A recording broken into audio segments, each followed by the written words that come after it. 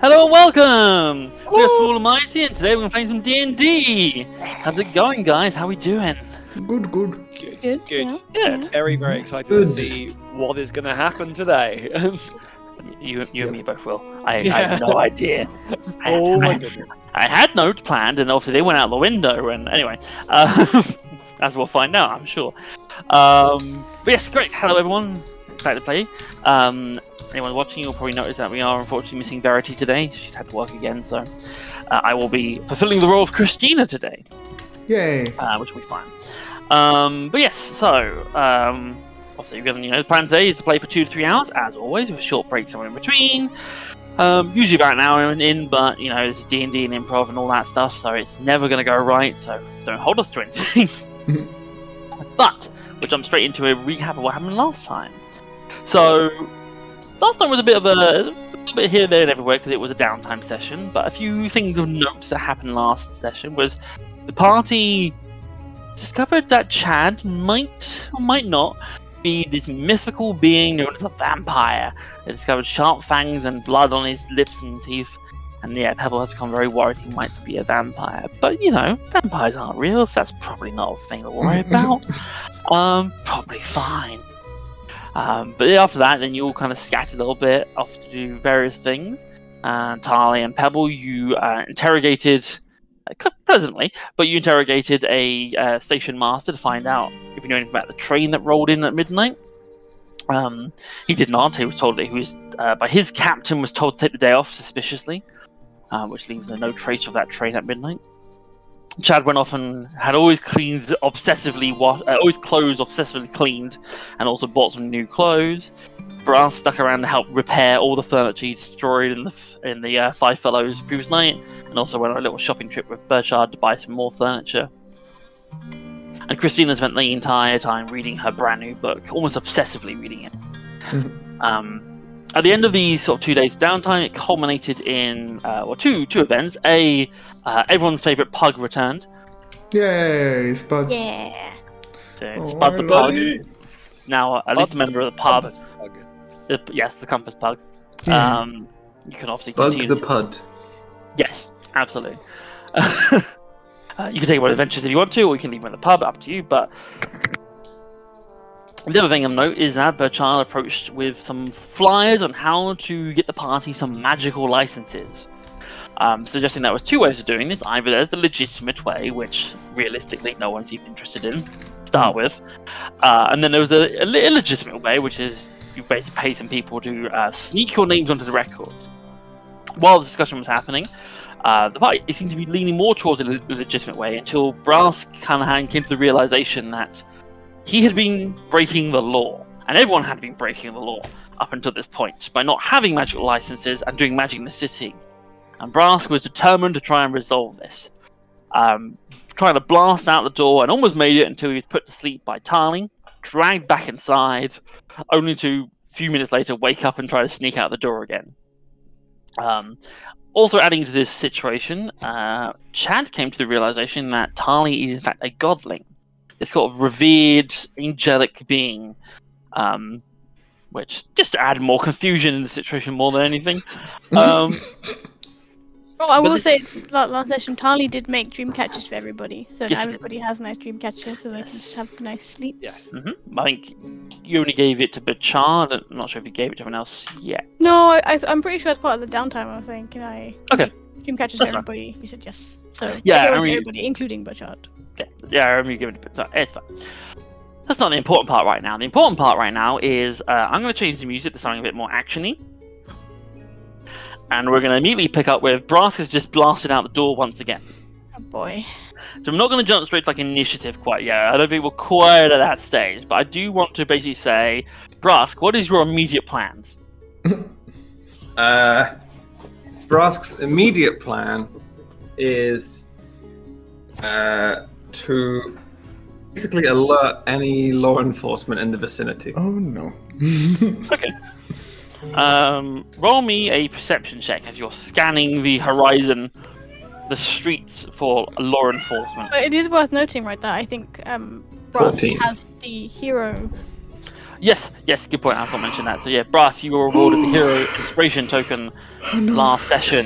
So you may use it in any shenanigans you may wish to. But 14 was that? Yes, it was a 14. 14, okay. I'm not. What exactly is Brass looking for? Because I'm not conscious. I'm not sure that Brass would know what a law enforcement would look like. No, So that we had that one encounter where there was like the giant robot-y looking thing marching down the street. So anything, and that was identified at the time as these guys run this place. Yeah. So something along those lines, basically. Okay. I mean, yes. So although you're not, not a city dweller by nature, you are somewhat familiar with cultures. You have studied them, and that's kind of your reason for being here. So, but with 14, you do see kind of down, quite a long way down the street, you do see a couple of about 3 figures, human, wearing this what appears to be like a uniform. You see them wearing like kind of like those hard hat police hats, and like black and white uniforms, and they seem to be talking to someone down the street. It's about probably 100 or so feet away. Something about them strikes you as being law enforcement. Then I will head straight to them. Okay. So you guys will watch as basically Brass bursts out the door, looks around, spots someone, and starts running that direction. There goes Ryan, trying to go find them. Here. The rest of you, though, what are you doing? Is this like an initiative moment, or not quite? It's sort of loose initiative. I'm going to sort of ask. Tali is going to follow Brask, but before heading out, Tali will probably to the party, to the room. Like, we have to stop Brask, and then just sort of leave. Yep. Okay. Pebble. Pebble, I don't know, but Unai, aka me, is trying to figure out if I can play it off of like, oh, sorry, my friend here has had too much to drink or something like that. Or, well, where is Pebble? 1 second. Is Pebble away? So, yeah, you're all there. Oh, you were right. all there for this. Like, Bajard made sure that everyone was there when he was discussing magical licenses. But how So would Pebble... And obviously, you attempt to convince the guards that he's drunk, but you have to get to the guards. Yeah, Who are you are still technically inside the tavern. So you'd have to run out the door and start running that way. Or I know what I'm gonna do. How far away in terms of time are the guards? They're about 100 feet. So what? It's a couple like. Brask will be there within sort of 10 seconds, I guess. Shit. Very quickly. Okay. It's a couple of rounds of combat if we're being. Pebble is doing expeditious retreat, which allows him to walk at an incredible pace. Meaning, how incredible is this pace, though? Read the spell. Incredible pace when you cast the spell, and then as a bonus action on each of your turns until the spell ends, you can take the dash action. So that would mean that you can dash twice in a turn. It's basically double the speed, right? Yeah. So what it means is always you can use an action to do dash, which basically your movement speed is 30, adds another 30 on. Yeah. This allows you as a bonus action to do another dash, which means you can basically move 90 feet around, which basically puts you 30 feet faster than a Brask. So you'll be catching up with Brask. Fantastic. I'm doing that, so I'm casting it. Yeah. Also, though, before you get moving, you've cast a spell, so please roll me a d20. Exactly, my boy! Oh, I'm so excited. Right, I'm rolling a little d20, aren't I? Well, it's a 6, it's fine. You're fine for the moment, so nothing happens. This would have been the worst timing if something had happened. I would have loved that. So anyway, can I check something quickly? Mm-hmm. Although obviously I'm ahead, questions, I guess. Does Brask notice that Pebble's getting really fast, and does he know that it's because of magic? Roll me an Arcana check. You do spot that Pebble suddenly comes like zipping out of the pub and starts running towards you. as a 3. crazy 3. No, it's. Okay. Oh my god, not, that was Adrenaline. really It's quick. all adrenaline. He was always able to do this. Well, yeah, Brass, you're just learning all these secrets about Pebble. Like, he can turn into a giant man. He can run really fast. Like, clearly Or isn't am the I just weak thing. really slow? Maybe it's all humans. You're not really sure. But no, there's nothing visibly obvious about Express Street that makes you think this is magic. You think it's just Pebble is very desperate to catch you, which might just spur you on even more. But Tali and Chad, what are you guys doing? Chad is still in a really, really weird place when it comes to Tali. He's sort of trying to figure out if he can look at her or if he can't, and what he should be doing, if he should be talking to Tali or not. And he's just kind of like, what should I do? Dad, I told you, stop. We need to stop him. Yeah, right. Anything you command. Yeah. And Chad's gonna sprint out after Brask as fast as he can without any plan. He's just Yeah, of course. yeah. Also, is Brask within talking distance? Also, Tali does have a movement speed of 25 feet because of her. Yes, you're going leg. slower than everyone else. But is And also, is if you- Brask... Because of your feet, if you're moving, if you dash, there's a chance you fall over. So Yes. unlike the rest of the party who's dashing after him, you. But is he in talkable distance? Probably more of a shoutable distance at this point. That's okay. That's okay. Yes. Someone you can shout at, but you can. Well, he because won't. she probably will shout. Let me think. She's gonna say something along the lines of, Brask, has Tali given you any sign that Tali is bad? Usk is not going to directly respond, but he's going to keep running and sort of... He's almost like speaking his inner thoughts out loud. Mm-hmm. So he's going to be like, Tali good, but magic bad. Magic is against the law. Yeah. I imagine Pebble probably hears that, probably not Tali. If it's just like an unconsciously... himself. Yeah. So Pebble, as you're catching it, you probably hear that. I'll also say that alongside you, Tali, is hobbling along. You do see that Spud is also going, what's going on? Chasing along. But you gotta Mike, Obviously, go... you don't hear him talking. You just hear just chasing down. Can I pick him up? You can try and pick him up. And quite embarrassingly, it looks like the pug is about to overtake you, Tali. But you can just scoop him up. Yeah, we're gonna scoop him up. Let's just make sure he doesn't get lost. He's got the wiggly legs, kind of like. Ah! I'm just making sure you don't get lost, but just gonna keep you Hug with is me. the secret weapon. Is Pebble? Pebble will look at. Will go past Brask. Will look at Brask. Listen, like hear him saying magic is illegal, whatever, and go like, and and continue towards the officers. Oh, so you're going to try and beat past the officers. Yeah, I'm trying to distract the officers. Yeah, with that's fine. Something else.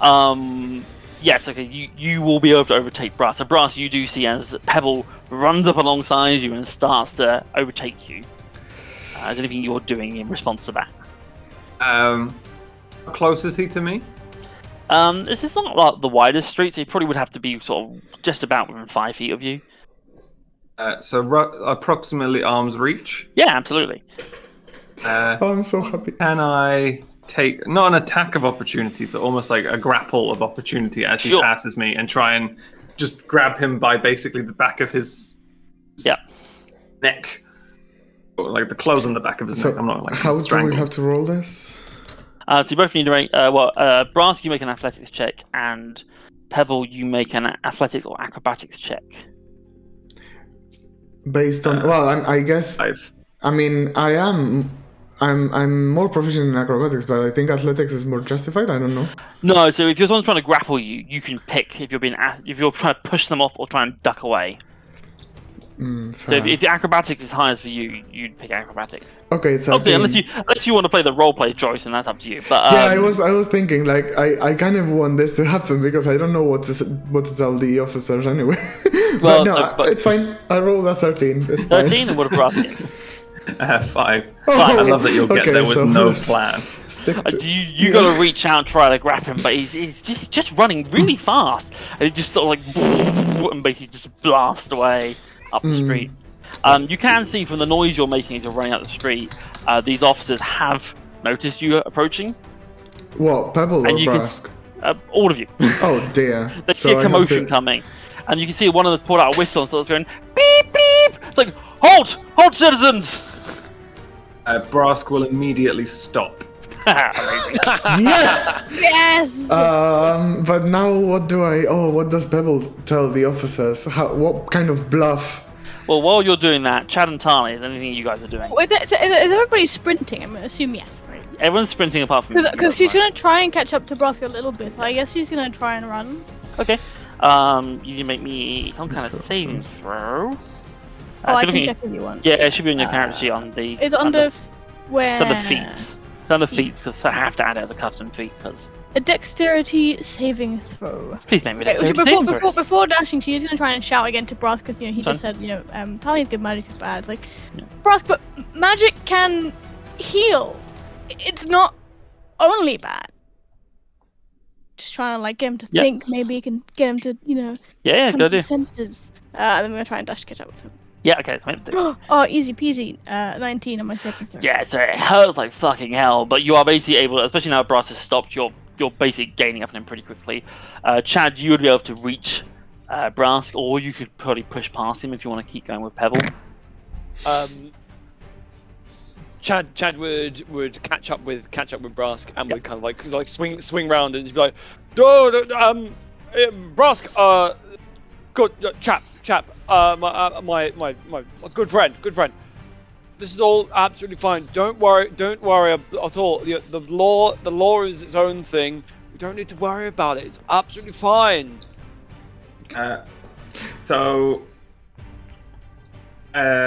Chad and Tali kept running, and they were instructed to halt. No, yes. Oh no! Wow. Well, no, at least Pebble and Tali, right? Did Tali Really hear it? forcing my hand here. Everyone was sprinting. She was walking. Yeah. Well, Did she hear it? Well, I mean, she's gonna try and catch up. Yeah. With Everyone, this guy he has a range on him. You can hear him. Okay. But while you're contemplating that, Pebble, these guys start running over to you. It's like get to safety, citizen. We'll protect you from that beast. And you watch as they're pulling out truncheons, and they seem to be running towards Brask. No. Fuck. What does Pebble do? Oh no! Because I was gonna say popcorn they literally push you behind them into a defensive position, and with truncheons drawn, Will's got the popcorn. They seem to have drawn their truncheons, and they're charging towards Brask, and they're attempting to defend you from this beast. I think I'm gonna go I'm gonna try to bluff it. I'm gonna go no. There's crime ahead, burglar, go with me. Roll me a deception check with disadvantage. Yes, because it's horrible. Why? What is deception? Oh yeah, here. Well, I'm proficient in it. I am so proficient indeed that I've rolled 9. 9. Yeah, these guys, you don't know if what you said registered or not, but they seem determined to deal with the threat in front of them. And in fact, what you watch is as 2 of them pull out truncheons and walk from, one of them actually gets what appears to be this heavy crossbow and just aims it at Brass and is taking a shot. Oh, no, hang on, hold up. Do we need to roll? Because, if Tali sees that they're trying to shoot Brass, she's going to stand in between them. Okay. Yes. Well, then, yes. So do we need to roll initiative? Let's roll already initiative. Yeah, let's roll initiative at this point, as you are seeing that these guys are clearly taking a offensive stance towards Brass. I get an advantage on my initiative because of my vigilant blessing. You do indeed. Oh, I have +1 on initiative. I've never rolled with a +1. Oh my god. Oh, you should definitely do that. Yeah, because I didn't know there was an initiative slot. I was doing a flat d20. Ah. While we were rolling initiative, did did Chad hear Pebble's really rubbish attempt to deceive the law enforcement? Roll me a perception check.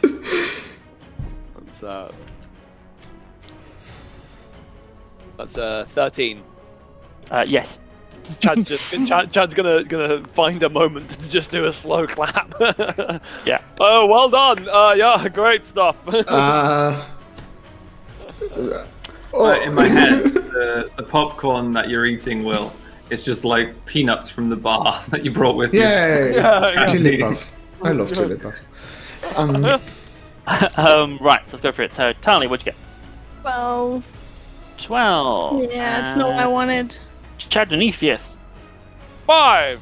5. Oh. Amazing. Brask. 17. Oh, fuck yeah. Pebble. 14. 14. Yeah. And have you noticed at the moment that Christine hasn't followed you out of the bar, so she's not there with you. But up first is Brask. Okay. See the world as he's seeing it right now. So all these like city guard guys. I'll say I think for your sake, you've seen that Tali and like Chad have moved in front of you. At the same time, this guy's raised a crossbow. Roll me an insight check real quick. I was gonna say, am I aware that I'm the beast they're talking about? Roll me an insight. We got a vampire, we got a glowy lady, we got a little guy who becomes a big guy. We're all freaks here. Yeah, and also like for your sakes, like these guys are lawbreakers. They're not following the rules, so they could also be what they're. But yeah, roll me an insight check. Let's see what you get. 22. 22. Okay.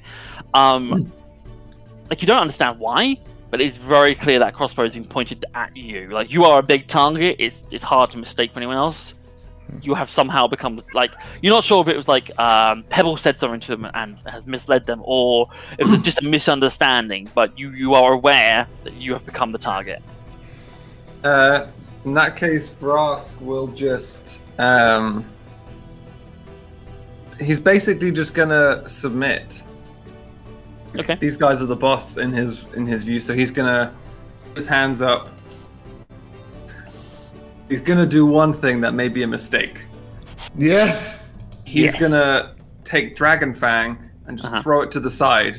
So he's complete. So in his mind, he's completely unarmed. Sure. Okay. So yeah, you just clamber Dragon Fang off to the side.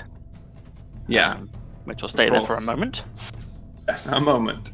But everything else, he will just submit. He'll probably drop to his knees, hand on his back of his head, kind of thing. Oh, he's so pure. Okay, cool. Well, that's your turn then. Pebble, it's your turn. So these guards have obviously pushed past you with the intent to protect you from this beast.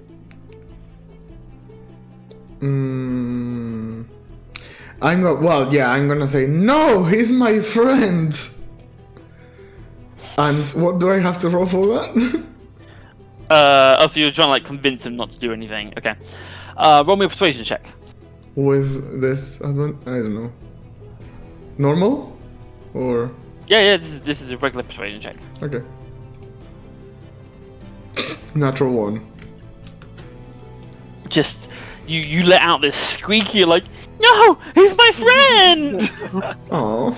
But it is not heard, unfortunately, over the action mode they've gone into. I'd say that is just speaking, so that doesn't use your action or bonus action, so you still can do stuff if you want to. I don't know what action. I don't know what to do. Other than give the police officers a wedgie and run away.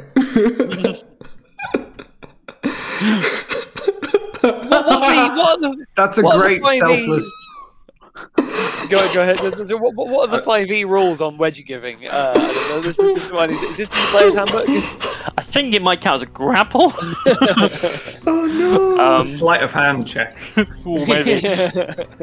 I don't know if it's in character though. That's the thing. Role playing wise, it's great so tactic good though. To become even like to take the heat off Brask by becoming very quickly bigger criminals than him.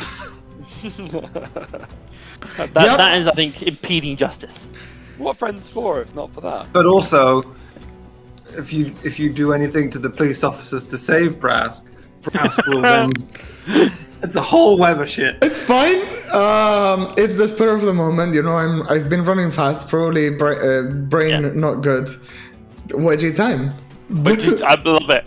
I love this panic response. I'm just gonna wedge your guard. Okay. Both of them? Is it possible, or one at a time? No, this will be one of there's three of them. So, but there's three, one. right. Yeah, just roll me. This will be the guy with the crossbow because he's sort of holding back a little bit. Roll me. It'll be an athletics check, but with advantage because he does not fucking see this coming. Right. He's gonna try and resist it, obviously. Natural 20 minus 1, 19. Wow. So he got a 3.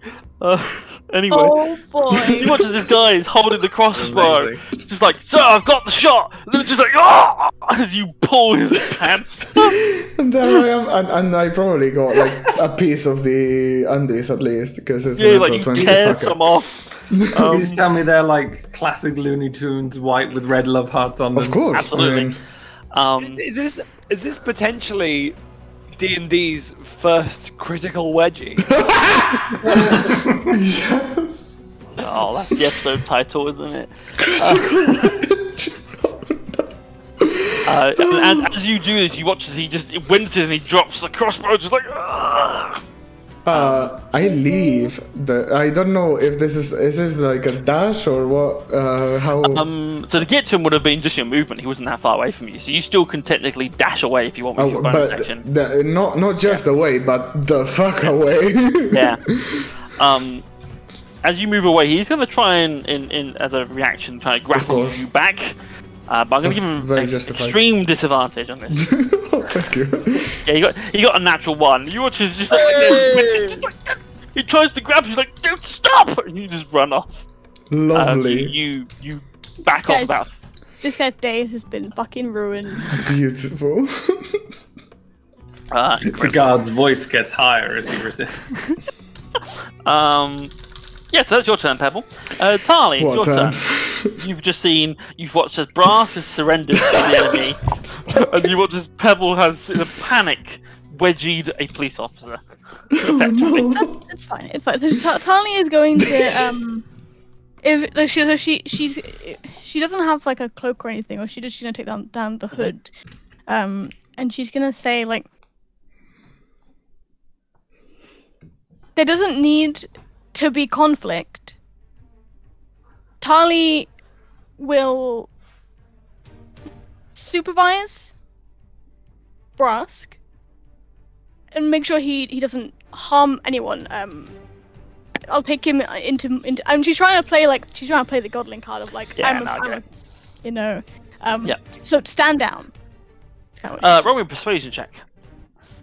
Flat or Yeah, it'll be a flat one. Yeah. I can probably inside check to see if they understand what you are. I mean, I was gonna say, can I do like, is there like a way to like You have thaumaturgy, don't you? Well, it's not thaumaturgy. Wait, it is, but like because she has like these runes on her skin that light up when she does things. Can she just make them light up? Like... Well, I'd say that's what you use thaumaturgy to do something like that. Sure. Yeah. Yes. Let's do that. I guess maybe she's going to do thaumaturgy just for so kind of like make her eyes look glowy, like make her runes kind of glowy, and just sort of try and make it obvious that this is Yeah. What was your persuasion check? Am I rolling flat still, or? More advantage. Why not? Wow. That is a 2. Okay. I rolled a 2 and a 3. So your skin glows these runes. Your voice booms slightly, and you say like, basically, "I'll take it from here, boys." And you watch. There is a pause in these guards. They look at you. And then they all look towards which one of them seems to be a little bit more senior. And it goes,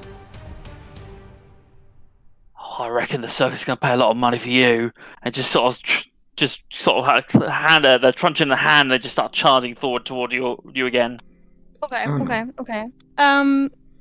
So was using thaumaturgy and everything? Was that an action? It would be an action, yes. Okay.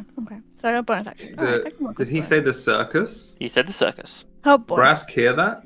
Yeah, it was loud enough. Brask has been to this circus. He knows them to not be favorable. Oh. Tali We got is going to Corrupt cast. policeman. She's gonna cast Shield of Faith. She's gonna have a holy symbol hollow out. And then so Intin protect me in Celestial and cast that. Like the arms will light up and stuff. Give me that +2 to AC. Yeah. Cool. I think that's her done. Alrighty. Your turn. Chad, it's now your turn. How close are the line of duty people to us now? They're probably about 10 feet away from you. The ones with the truncheons. Social Wedgie boy is distance? probably about Sorry. 30 feet away from you. Chad's no longer wearing his fancy clothes, is he? He's just wearing his like normal Yes. clothes. Chad's gonna turn and try and solve this situation the main way that he has been brought up to know that he solves things. He's gonna turn away. He's gonna make sure he doesn't look at Tali. He's gonna turn towards the things, be like, look, chaps, guys, we've got a clearly big misunderstanding here. Look, I'm an upstanding citizen. These are my friends. They're all upstanding citizens. You're clearly a men of great honor. And big misunderstanding. Don't worry. Just you can move on. We can figure something out. And he's gonna start sort of like fishing for his money purse. Okay. Okay. So yeah, make a persuasion check with advantage if you're pulling out the money purse. Now, Chad always has disadvantage on persuasion. Apparently, I've not noticed this. It's marked down with a D. I know what that is. Ignore that. That's I meant to fix this. For some reason, your lingering injury on D&D Beyond shows that you have disadvantage. That's a mistake. Oh, fair enough. Cool. But you still have the thing where if you take an action in combat, you have to make a check. Oh. But this isn't. Yeah. That's fine. You say with advantage. Yes, as you are reaching towards a coin pouch. Right. That's a 24. Holy crap! As they're kind of moving forward, there is a sort of pause, and this one again who looks like slightly more senior. Looks like, all right, I'm listening. How much is in that coin pouch? Right, yeah. That's a very good question. Really, isn't it? In fact, I've got to remind myself how much I've got in my coin purse. Right now, okay. Right. So, well, let me spin this back round on you, good chap. How much would it take for you to turn a blind eye to this? He looks at towards Brath, over towards Tali.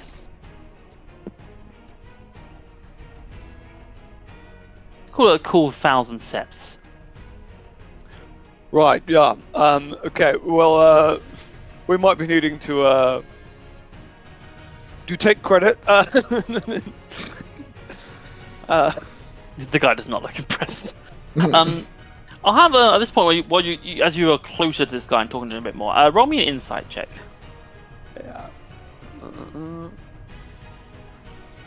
6. That's fine.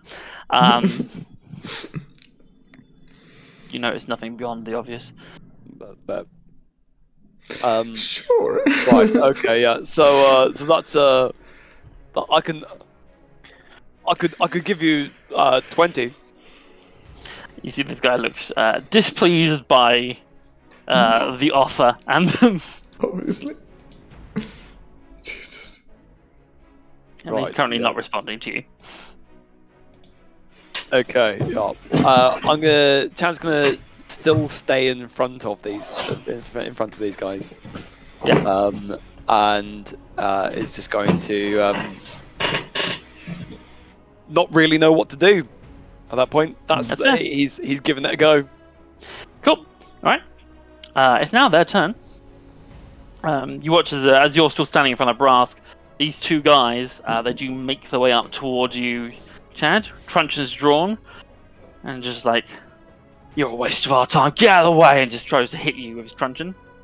Oh, Not the face. how dare he? As the two of them are together, they get their pack tactics, so we get advantage on this hit. Oh, man. Does a 10 hit you? A 10 does hit me. No, it doesn't hit me. Sorry, I got it the wrong way. I got AC the wrong way around. 10 does not hit me. 10 does not hit you. So he goes to swipe up, you get your shield up and just block it, realizing this guy is now taking an aggressive stance towards you. Gonna make a second strike. That's much higher though. That is a 20, not a natural one. God. That does hit. Yeah. So as basically was one of them hits you with the truncheon, the other one comes low and tries to hit you with the leg. Oh, not the leg. Hmm. My knee blows. That's 5 points of bludgeoning damage. Look, there's no need for this. There's no knee. Suddenly the knee has There's no need. Sorry.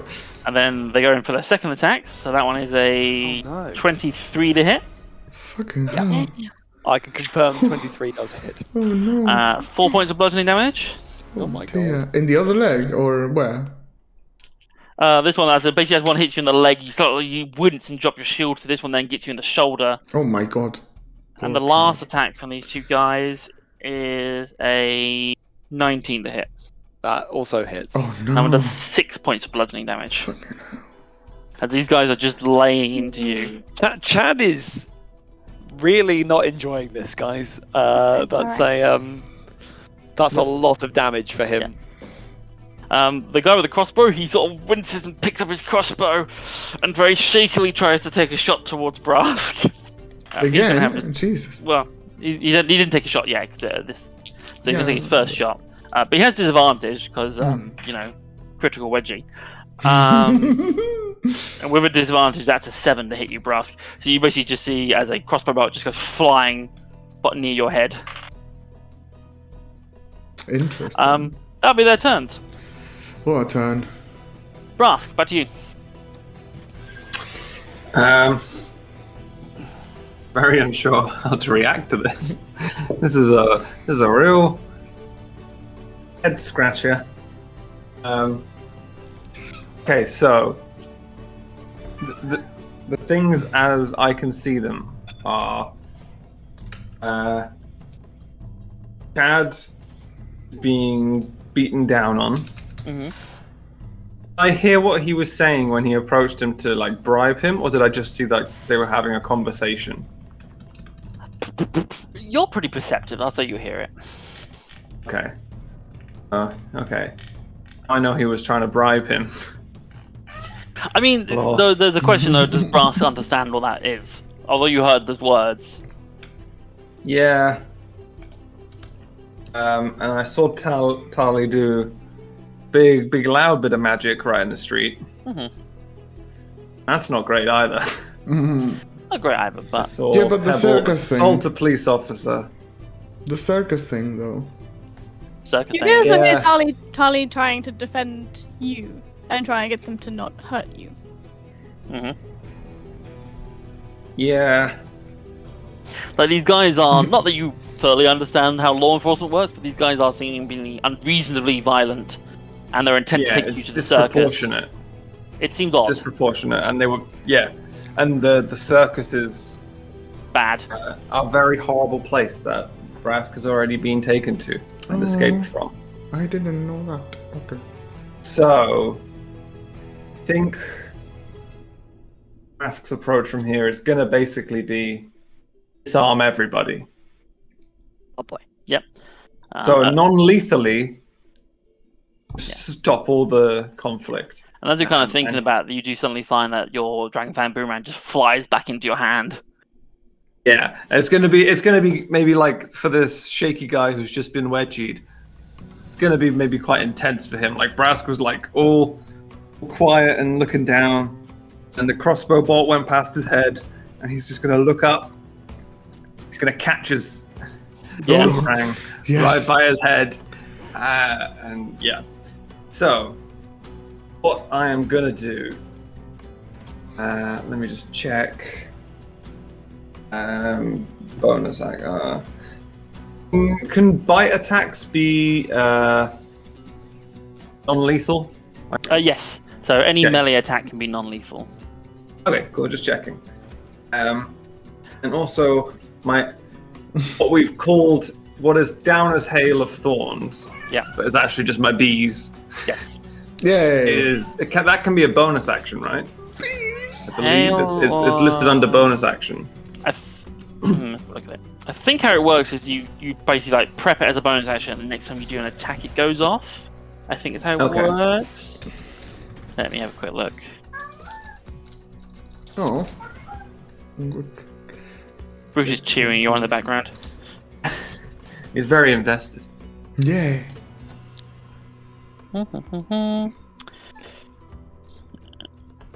Yeah, so as a bonus action, you cast it on yourself, and then the next time you hit a creature with a ranged weapon attack. So basically, if you use your action to cast, well, technically, actually, if you use an action or a bonus action or anything like that to make an attack, it then happens then.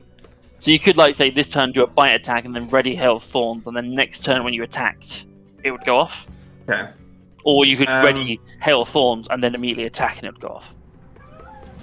Yeah, I'm gonna ready Hail of Thorns. Does it have to hit the same target? So it's just the next time you hit someone, so it doesn't have to hit the same target. Okay. Basically, you basically cast the spell on yourself. So as you do it, the bees suddenly start flying into formation, ready to go. And then next time you attack, the bees will follow your boomerang and it will hit the same target. Okay. So I'm not going to do that for now. Then I'm going to. Is the guard or one of the guards that's beating on Chad sort of within arm's reach or reasonable arm's reach? Chad was basically standing next to you, so. What and how are they beating him? Are they just sort of general hand-to-hand combat? Are they grappling him? What's going on? No, so they got truncheons, so basically like maces, and they're just hitting him with it. And like, Chad is trying to hold him off his shield, but as one goes high, another goes for the leg down below. They are fighting kind of very dirty and. What I'm gonna do is I'm gonna throw Dragon Fang at the crossbow. Yep. Try and disarm that guy. And then use Hungry Jaws on basically the hand that is holding the truncheon.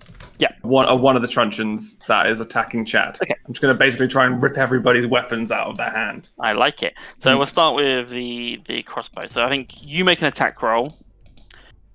And I'll get the rules up for disarming, so I can remember how it works. Make a weapon attack.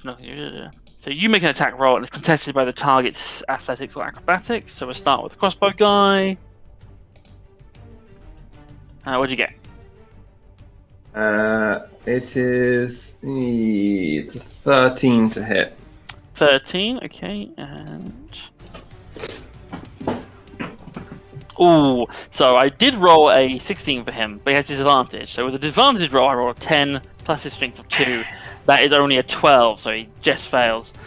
So absolutely, you throw the boomerang, as this guy starts there shakily trying to reload the fire again. The boomerang just sort of clips across his hand. He just drops it to the floor. Yeah. Does it break the crossbow, or just take it out of his hand? It just takes it out of his hand. Okay. It's just on the floor in front of him at the moment. He obviously would be able to possibly pick it up again, but it's there for the moment. Okay. Cool. And then you're going to go bite on the one of the other guy's hands. So again, roll and attack roll. That is... Ooh, that's a 19. Okay.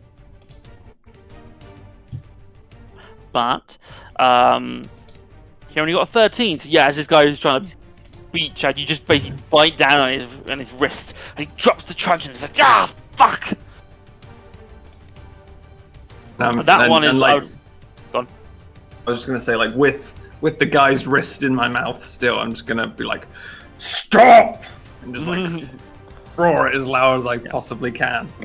And I will say, you're close enough to that guy that with your tail or foot, you could just like kick away that truncheon. Then I will definitely do that. Yeah. So using your free action, you kick that away, and that's kind of behind you, so you could obviously try and get to it, but you would have to kind of fight the way past you. Cool. That's your turn then, Brass. Up next is Pebble. I look back, but not in anger. Oh. I don't know why I said that. And I mean, Always good to be positive. yeah. Are the officers is there any intent from any of them? I don't think so, but to go after me. That's all. After you, no, they seem uninterested in you. Not even because of the wedgie. The wedgie guy might do. He's a bit preoccupied with that. He also Having a bad time. no bad time. He might come after you, to be fair, but he's not intently looking at you right now. Okay, so I just chill and I drop the expedition's retreat. I just like go towards where the action is happening, and I don't know how far away I am. You would be about 60 feet away from it because you ran back past this guy. So you obviously could leave expedition's retreat up to get to the combat, or you could try and do something about the crossbow guy because he's near you. Oh, the crossbow guy is still near me. Yeah, so the way I was seeing it is like the fight's here, crossbow guy's here, and then you're a bit further down the road. Okay. You would have ran further down the road, is how I was seeing it. So, can I don't know. Yeah, I run towards, but that's gonna be my action, isn't it? Like run towards the crossbow guy. Or you can always move. You always have 30-foot movement. How far is the crossbow guy away from? He's 30 foot away from him. Okay. So you can use your movement to get to him, which means you still have an action and a bonus action. Yeah. Move towards the crossbow guy. I mean, how is he doing? Like, is he still resilient about trying to do mean things to Prask? Or this guy, you can see he has his tears welling up in his eyes. Yeah. His underwear is still halfway up his back. You see he's trying to contemplate picking down his crossbow, but struggling with it. This guy's having a bad time. But he doesn't seem like he's lost his resolve to try and attack Brask. I don't think. You still think he's a threat? Let's put it that way. Let me check. But I don't want to. I don't know. One second.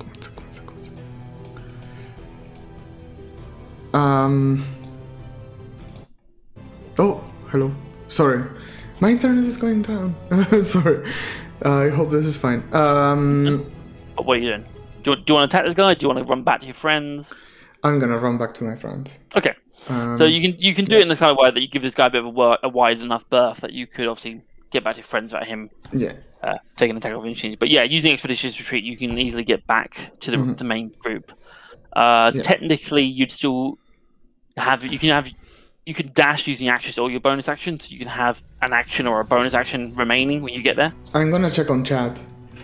Actually, yeah, that's a very Pebble thing to do, I think. Yeah, so you can do that thing with your healing kit to like heal a little bit, which is an action, isn't it? So what does that do? But 1 second, am I not too far away from him for doing it in this turn? No, you can get to him. That's what I'm saying. Okay. You can get right to Chad with using your. Cool. So basically, if you use your movement and then bonus action dash, you get to Chad and Brass with your action remaining. Cool. So yeah, I use a healer's kit, or I have to do a medicine check for that, right? Not for this. This is your feet. So if you look in your feet, cool. I think you just give him like 1d6 health. Let's have a look. 1d6 for plus 4 HP. Yep. Yeah. How many do I have again, or does it not matter now? We're not actually counting charges, so you can just do this. The way this basically works, you can do this to Chad, and he can't benefit from it again today. So, Chad, you're getting 1d6 plus 4 HP. So, yay, I'm good boy. Pebble, roll the d6. I love the idea that Chad is like standing there, getting wailed on, and Pebble's like running like in between his legs, like bandaging him up, like just like kind of moving in and out. You get hit, and he puts like a little bit of salve on a bruise. Yeah, I was basically Pebble doesn't really understand how vampires work, and he doesn't really know what Chad is yet, whether he is a vampire or not. But he's just using the healer skill like really quickly and saying like, "Please don't turn into a vampire. Please don't turn into a vampire." And I rolled 2. 2, so you gain Plus 4. 6 HP. Yeah. Got it. And then Chad's gonna sort of have like a grimacing smile at Pebble, which obviously bears the fangs. So it's like a nice smile, but also he's in pain, and also it's probably quite scary for Pebble. Oh because of the no. whole- So he's like, at first he's like this, and then he's like, just trying to hide the. It's like a Mr. Bean vampire. Yes. Fantastic. Oh, that would be amazing. Anyway, that's the end of your turn. Cool. Tali, it's your turn. All right, so there's two folks sitting in front of us, right? 2 folks, yeah. So you're a little bit further back than the rest, but That's you can fine. get there with good movement speed. Well, I don't need to get there because I have a glaive and I have reach. Yeah, that's fine. So what I want to do is kind of following Brass's lead, like taking a non-lethal attack to try and maybe disarm them or knock them prone or something. Yes, but because I have reach, I can attack them from a distance, but they can't attack me with their truncheons. Correct? You could basically stand behind Chad and use him as a shield wall and basically attack like over Chad. Yeah. Okay. Just to the side, a little bit back. Yeah, perfect. Yeah, that's fine. Yeah, absolutely easily enough. So are you going to basically one of them still has a truncheon, the one has already lost it. The word I was looking for. So, we're gonna... so you can either try and bat the last truncheon away, or you can try and like knock him out. You have options. Because if you just try and disarm it, it's not going to do damage in game terms. Sure. Okay. Let's just try and knock him out then. Okay. So in which case, roll to hit. Yeah. 19 plus 4, 23. That's definitely going to hit. Roll damage. Hell yeah. All right. All right. Let's do it. Yeah. 8. And are you hitting the one points of damage. who still has his truncheon, or the one who's lost? Yeah. Okay. Yeah. So I'm trying to knock him out. Yeah. The one who has no truncheon. Yeah. Okay. No, the one who has a truncheon. Oh, okay. In which case, The one who has no truncheon is less of a threat. fair enough. 8 points of damage, was it? Yes. Cool. Yes, you come basically over Chad's head. You swing with the flat end of your glaive, just like bang him against the head. You can hear that ringing from that helmet. But he just does stagger to the side. It's like, oh, fuck. She's gonna repeat she will repeat just stand down. We don't need to fight. I don't want to hurt you. Oh, you're a feisty one, aren't you? Feisty one, you are. Yes. Okay, but that's my action. That's fine. Question then: does Chad still look rough? That's a good question. Chad, do you still look rough? Not nearly as rough as he did look. I mean, he's certainly in general has seen better days, but that's more to do with his sort of socio-economic situation. We're not here to discuss My slightly meta. Let me rephrase in slightly meta way. Do you need the heals? He could cope with some. He could cope with some healing. That would be nice. Good. Okay, cool. So There's a nice game term called bloodied, which if you're below half health, you can describe yourself as bloodied. Oh, not bloodied. There you go. But still wanting heal. It's fine. We'll do it. It's Well, fine. if you've got something better to do, then if you've got anything better to do, Go on. But I'm too busy. No. So as a bonus, I don't want to bother you. Like you're gobbling. I don't want to make that demand of you. Like if you're not too busy. Yes. Okay. So as my bonus action, then Tali is just gonna kind of like put her hand on Chad's back, kind of just being like, she's gonna say like, don't worry, Chad. Intin will protect both of us. And she's gonna cast Healing Word, so I get to roll 1d4 plus 3 heals. Cool. If I can find my d4. Why have I lost it? Where did it go? Oh, does Chad know who Intin is? Out of curiosity. That's probably a question for after combat. Fair. Yeah. Like whether Chad does or doesn't, I don't think Chad's mind is in that place right now. True.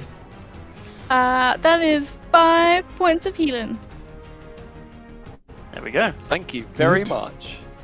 Chad's gonna do the same like he's he's actually going to look at Tali at this point, and is going to have the same sort of pain grimace smile like... with the teeth. But he's actually going to look at Tali at this point. And go, thank you. It's okay. It's okay. Okay. We're all friends here. Oh, no. Yes, that ends your turn, Tali. It's Chad. It's your turn. Well, I've got a very important question. So a couple of these guys have been disarmed. Yes. The one's facing you directly. One is disarmed. One still has his truncheon, and the guy with the crossbow further back has dropped that for the time being. Now, the ones who are disarmed, are they trying to pick up their disarmed weapons? So the crossbow guy looks like he's trying to make a move for it.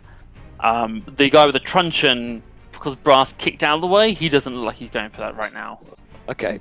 The guy with the this is just because it's just a bit of a cinematic moment here, guys. The guy who is going for his crossbow, is Chad's still like down on the ground, isn't he? He's still been knocked. Yeah, you're not like prone or anything, but you probably would knock to your knees a little bit. Down onto one knee. Yeah. He's gonna see the crossbow guy going for his crossbow, and he's within 30 feet, isn't he? Yes. He is. Chad's gonna instinctively reach out one hand, and he's going to use Oh no. his telekinetic movement. Oh! Pull the thing towards him. Now, I don't think he can actually move it into his hand because it doesn't count. It's not a tiny object, is it? Probably in that realm. Let me remind myself of the ability. So you can move an object or creature with your mind. As an action, you target one loose object. So I can't disarm someone with this. That is large or smaller, or one willing creature other than yourself. If you can see the target is within 30 feet of you, you can move it up to 30 feet to an unoccupied space. Alternatively, if it's a tiny object, you can move it to or from your hand. I would argue that a weapon probably counts as a tiny object for the sake of this, and if it doesn't, I want it to. So yeah, you can actually you reach out towards. You see this guy basically like trying to reach for his crossbow, and almost kind of like a no. You just reach out towards it, and you watch as the crossbow just almost like skips along the cobblestones just across the ground and flies up towards your hand. For the fun of it, because this is a new ability for you, Chad, roll me a dexterity saving throw. See if you can catch the object or if it clambers into you. Yes. 7. 7. Okay. So I'm not gonna say it hits you, but you aren't able to catch it. It's basically, you see, you go like, no! And you actually watch as this thing flies towards you, and you're like, oh shit! You basically get shielded away. You're like, I will say at this point, from the velocity and it hitting your shield, you do hear a crack as this crossbow clearly breaks in some way and clambers to the floor. Alright. So you don't have the crossbow, but it is clearly out of the arm's reach of the guy who wanted it, and somewhat broken now. Excellent. So Chad's got Tali is just like, guys. what? Chad has magic. What a twist. And Chad is then gonna Shieldmaster shove the nearest guy, who I imagine is probably the guy with the truncheon, who still like has one.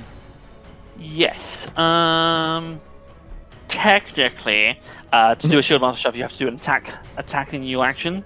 Well, in that case, I'm going to do my action surge. Yeah. So I can take an additional action on my turn. Yep. So in that case, I get an extra. Do you have an action again now? Yeah, I've got an action again. So sorry, this is all very off the cuff there. So I've got the thing. Can I? So what you could do now is you could attempt to like disarm the other guy with the truncheon, and then shunt him with the shield. Yeah, that is where I'm going with that. Yeah, I would like to try and do that, please. Okay, so first roll me an attack roll to see if you can disarm him. Just unarmed? No, this is with your. I assume with your sword. I can get my sword out. Yeah. Or actually, no. Hang on. Can I do it? Oh, hang on. Or it can be disarmed. It doesn't matter too much for this. Yeah, no, I'll do it with the sword. I'll do it with the sword. Yeah. Sorry. Good. That's a 23. Jesus Yeah, so Christ. with his athletics of a 14, he doesn't resist. So basically, you draw a sword and you just like you almost hit him with a pommel on his hand, and he just drops the truncheon. Yeah. It's like ah, and then that's your action. So as a bonus action, you can then try to shove him. I'm gonna shove him. I Yeah. would like to shove him. So you make 5 feet away. You make an athletics check, and he makes a athletics or acrobatics. 14. Oh, he got a 16. So actually, although he drops it, you try to shove him, he actually braces and he just takes the hit and it's like, ugh. Rude. Well. Cool. Well done. Good turn. That was lovely. I think the only thing you got to do was, if you haven't already, tick off one of your uses of your Yeah. psionic powers. But cool. Your ionic powers? My ironic powers. Oh. Ironic powers. The irony of Chad having magic is very strong. Yeah, actually. So that's the end of your turn, which now brings it back to the thugs' turns. You mean the guards, Adam? The definitely not Yeah, the thugs. the upstanding members of the City Watch who definitely Yeah. aren't Yes. corrupt and yeah. Actually, are all, yes, yeah. That is what I mean, guys. Absolutely. The normal police officers who are The normal and nothing's Yeah. wrong with them. thugs of the City Watch. I mean, we've taken their weapons.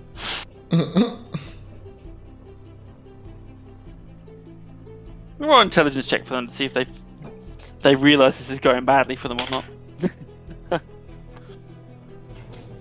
Yeah, that's a really high roll. You do watch as the one who sort of seems to be more senior or the leader of the group is just like, it's not worth it, boys. Let's get out of here. And they start to turn to run away. The one who was wedgied, you watch as he sort of slowly makes his way away as he has half movement.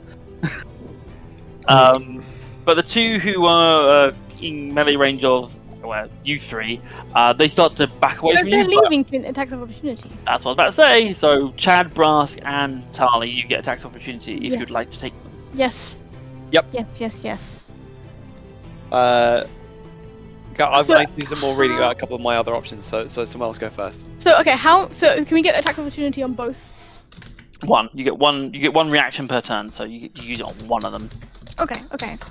So you can continue this- wailing on the same guy, for This example. includes the guy who's more senior, right? Yes.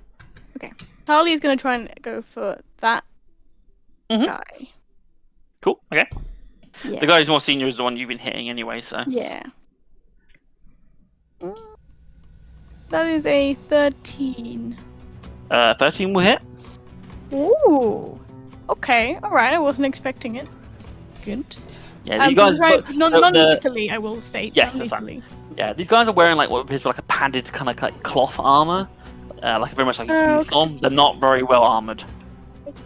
We got a 4 points of damage. Not that much, but Okay. every little helps. Gonna try and like bonk him on the head again. Yep. Well, actually, maybe can I try and like get the back of his knees? Try Yeah, and, you like, can kind of like, click get him in the him back of the to, like, knees to kind of, he try and- stumbles a bit, but it doesn't seem alone not enough to stop him. Brask and Chad, you taking opportunity attacks? Absolutely. I'm just seeing if I can. Now, yeah, no, okay, I'll just do another one. Yeah, let's roll for a little attack. That's a 10. 10 will not hit, unfortunately. Oh, So you watch as, unfortunately, you and Tali haven't got quite the hang of fighting in such close quarters. As Tali sort of hits him in the leg, he stumbles. He actually stumbles out of the way of your blades. And then Brask, if you're taking an attack of opportunity. No. No? Brask, as far as he's concerned, the second that those guards started to retreat, this fight was entirely over. Yeah. And he's actually fairly horrified that Chad and Tali have continued to attack. Fair enough. Well, you know, Tali's trying to like, you know, this guy's corrupt. Let's try and arrest him. Yeah. Citizens arrest, right? That's the thing. Yeah, why not? Well, that was the thing. Like, I've been keeping track of what Brask's thoughts were. He was starting to come round to your guys' side of like, law is slightly fallible in the hands of corrupt men. But then they started leaving, and You guys started attacking. You didn't need to, so now everything's sort of back to little seesaw. It's kind of Mm-hmm. It's all pretty overwhelming for him. Nice. But still, so these guys do break from you guys, and you watch as they basically start running off down into like small side alleyways. I will say, if there's anything else, like before the last moments before they sort of break line of sight, is there anything you guys want to do? Do you want to chase after them, range attacks, or are you just letting them go? I would. I mean, I don't know if it's a Pebble thing to do though, but I would like to like know more, like who they're working for, and also probably ask them to forget what happened, as in like threaten them. But that wouldn't be a Pebble thing. But probably investigating would be a Pebble thing. Is Expedition Retreat still on or not? Yeah, it lasts a minute, doesn't it? Okay. Can I try being stealthy to get close to them and just investigate? So you basically want to like get close enough to have a good look at them before they disappear. Is that kind of? Or are you trying to follow them? I'm trying to follow them. Yeah. Okay. Sure. Roll me a stealth check. Cool. 16. 16, and then also roll me a perception check, because they're basically trying to stealth as well, as they try and get away. 12. 12, okay. So you see as they are trying to like break line of sight and try and hide in these streets, but they're doing a shit job of it. You watch as they're basically like pushing stuff over and clambering stuff, so you, for the moment, are able to follow them without them noticing you. Nice. We'll come back to that. Chad, Brask, Tali, you doing anything else? You do see his Pebble dashes off into an alleyway after these guys. I might have like communicated, like I'm going after them or something like. One of the things where if you were to shout that out, I would have gestured like. Okay, if you just equally, Tali's like she would try and stop him, but if she shouts his name, she risks giving away his position, so she doesn't do anything, I guess. Okay. Mm-hmm. Yeah. Okay. From Brask's point of view as well, Pebble is just joining in with continuing to attack after a victory. So that's what it seems like to him. Yeah, no, I get that. Tali probably is going to try and talk to Brass. Okay, you can talk to Brass, that's fine. Chad? Yeah. Chad's tired. I think the beating that he's just had, and probably the surprise at the psionic thing has probably just like taken the wind out of him a little bit. So he was about to go, oh, okay, well, fine, I'll chase after Pebble. But he's also now going to very briefly defer to Tali, and be like, should I, and sort of, yeah, for the first time ever, he's not just doing his own thing, and is nice. Waiting. Sort of looking for direct guidance from Tali. Yeah, okay. Okay, so what we'll say, so you guys are basically sticking with Brass and Pebble's running off. I think this might be a good place to take our break. And then we'll pick up back here afterwards. Cool. When should we come back? So it's 10 past now. Do a 15-minute break? Mm-hmm. Yeah. So what, about 25? 25. Yeah. 1 second, I'm setting up. 25 past. Ran into some lovely lawkeepers, guys. Very nice. No. Cool. Right. So, see you in 15 minutes, people. Bye. Bye. And welcome back. So we'll jump back into where we left off. I think we'll pick up with Pebble first, since you're on your own. So, what is your plan here? You are following these guys. Because you're stealthing, you're having to move not as quickly. Obviously, your spell helps you for a little while, but that does fade off very quickly. But what is your intention? Are you going to follow them and try and eavesdrop on them, or see where they go? Yeah, just see who they work for, kind of. And I'm imagining Pebble is just used to being in the city at night. I don't know. Well, maybe not in the city, but maybe just being in the city at night. I mean, it's daytime. This is daytime. Oh, is it? Oh, right. It's daytime. Yeah. It's like middle of the day. Yeah, we never quite established what Cool. time of day it is, but it is daytime. Fantastic. So this was happening in broad daylight. So Nice. Lovely. Good. Did anyone see it? Well, anyway. The streets were quite empty. The giant lizard folk running down the street scared off a lot of people. mm, But you follow these guys. Okay. Yeah, I said with the stealth that you rolled before and the perception check, you find that they stop after a little while in the alleyway and they all sort of regroup, and you just hear them talking amongst themselves, and like one of them takes off that police helmet. It's like, oh, this isn't fucking worth it, mate. Like, I'm bored of impersonating guards. It doesn't pay off. You ain't running into fucking assholes like that. Gonna get us killed one of these days, and just sort of like pushing the more senior one away. It's just like they just seem to be breaking into a bit of an argument between them. But you do pick up on the fact that these guys are seemingly impersonating guards. cool. Neat. Who do they work for, though? I mean, they're not giving any clue at the moment. Roll me an insight check. Cool. Where is my... Okay. Yeah. Inside 17. Okay. From listening a bit longer, you don't get the impression that they work for anyone. You think they might just be a bunch of common thugs who have just taken this upon themselves. They're not part of a gang. They're not, members of the messers or anything like that. They just seem to be a bunch of common criminals who are, yeah.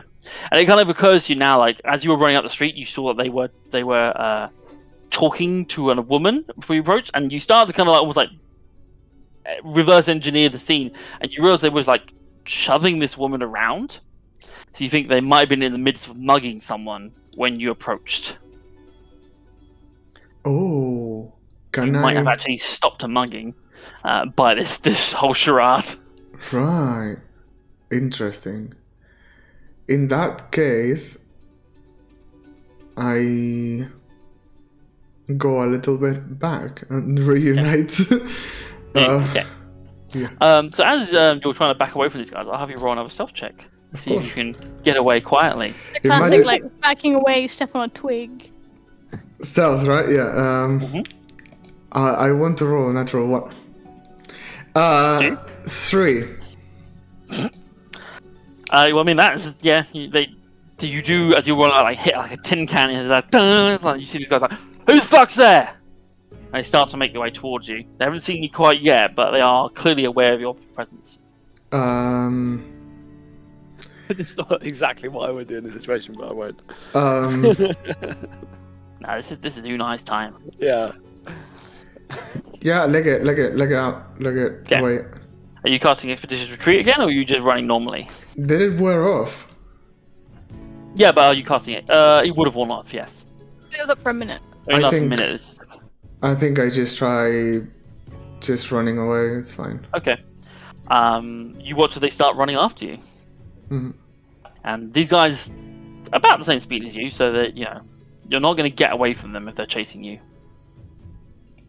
Cool. I mean, don't they recognize me as the guy who... You don't know. They seem to be chasing after you. Let's wedgie him. Are the streets is where they are like full or empty? Like You're in like a back alleyway, so like empty alleyway. They are just chasing you down. I'll tell you what. If you roll me an athletics check versus their athletics to see if you can make it back to that main street before they catch up to you. yeah, that's my yeah. 6. 6. Okay. Oh boy. They rolled a 14. So you are running down the street, and these guys are just gaining on you, and they do sort of just start to like try and grapple you. You do hear that kind of, there's that little shit that gave me a wedgie, and they're just chasing you down. But they are going to catch up to you unless you do something. Cool. Let me read a little spell. How far am I away from? They are like 5 feet away. They're basically like practically grabbing you at this point. This is like this is your last moment to do something before they just get you. I can see. Moment Okay. frozen in time. Now, you're probably wondering why I got here, how I got here. Yeah. Sound of heartbeats play. Boom, boom, boom, boom. A hummingbird flaps its wings as it goes Yeah. past. A lightning bolt goes. Good. It all started 2 weeks ago. Yeah. There's a bee flying around Brass. He's like, ooh. Yeah. One sec. Just trying to figure out whether to attack them or to. I mean, they outnumber you. I mean, Yeah. you take a little bit of a beating. You're not sure you could beat them in a straight fight unless you have a big spell. Is the geometry of the streets? Oh my god, I'm getting technical. I know, but because I could do something. If there's like a corner, I could automatically appear 30 feet into there, and then run off the corner and try to, get in. So basically, you want to sort of use magic to teleport a little bit further ahead, and like try and lose them down a corner. Is that your plan? Yeah. Okay. I'll say it's a corner, easily enough, like a little a side alleyway you can. So into? Closer than 30 feet away, there's a corner. Yes. Right. Misty Step only works for places I can see. So I'm gonna just immediately before that corner, I'm gonna Misty Step myself to that. So you're basically running up to the corner, then like 30 feet down. Yeah, Down and the- then okay. go down the corner Yeah. to Okay. lose them. So you do. What does it look like when you use Misty Step? Well, it looks misty, but not misty as you think. Misty as the Pokemon character. No. Yes. Sorry. No, it's just suddenly. I think it's like a mini tornado that vanishes myself, and I. Yeah. So there's like a swirl there, and you see some like Like a- leaves and like maybe some like flies get just swirled A up and mist. disappear, and then 30 feet down that alleyway, there's another little swirl as you Yeah. reappear. First of all, you cast a spell, so roll me a d20. Yeah. This is the part that I love the most. 15, it's fine. You're fine. It's right. When it will happen soon. Don't worry. Yeah. And now roll me a stealth check with advantage, as you are Cool. trying to break Ooh. their line of sight. But they might still catch you. Yeah, of course. 14. 14, okay. Let me check their passive perceptions.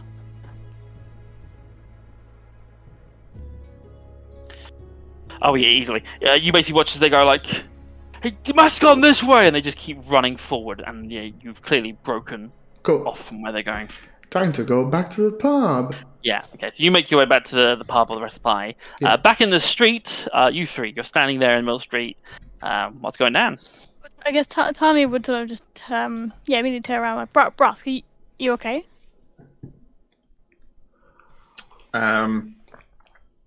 Brask, like if you were seeing and hearing from his point of view, it would basically be sort of slightly blurred double vision. And tinnitus is basically Oh boy. like he is sort of overloaded in his brain right now. Oh boy. So nothing is particularly going Is in. he standing up?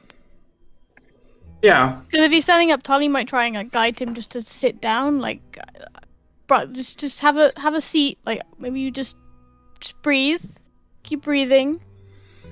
We're fine. I think as soon as Tali touches him, it would snap him out of it to a degree, and he would resist that. He would pull away. All right. I'm just. I think you should sit down because you don't seem okay. And he's just gonna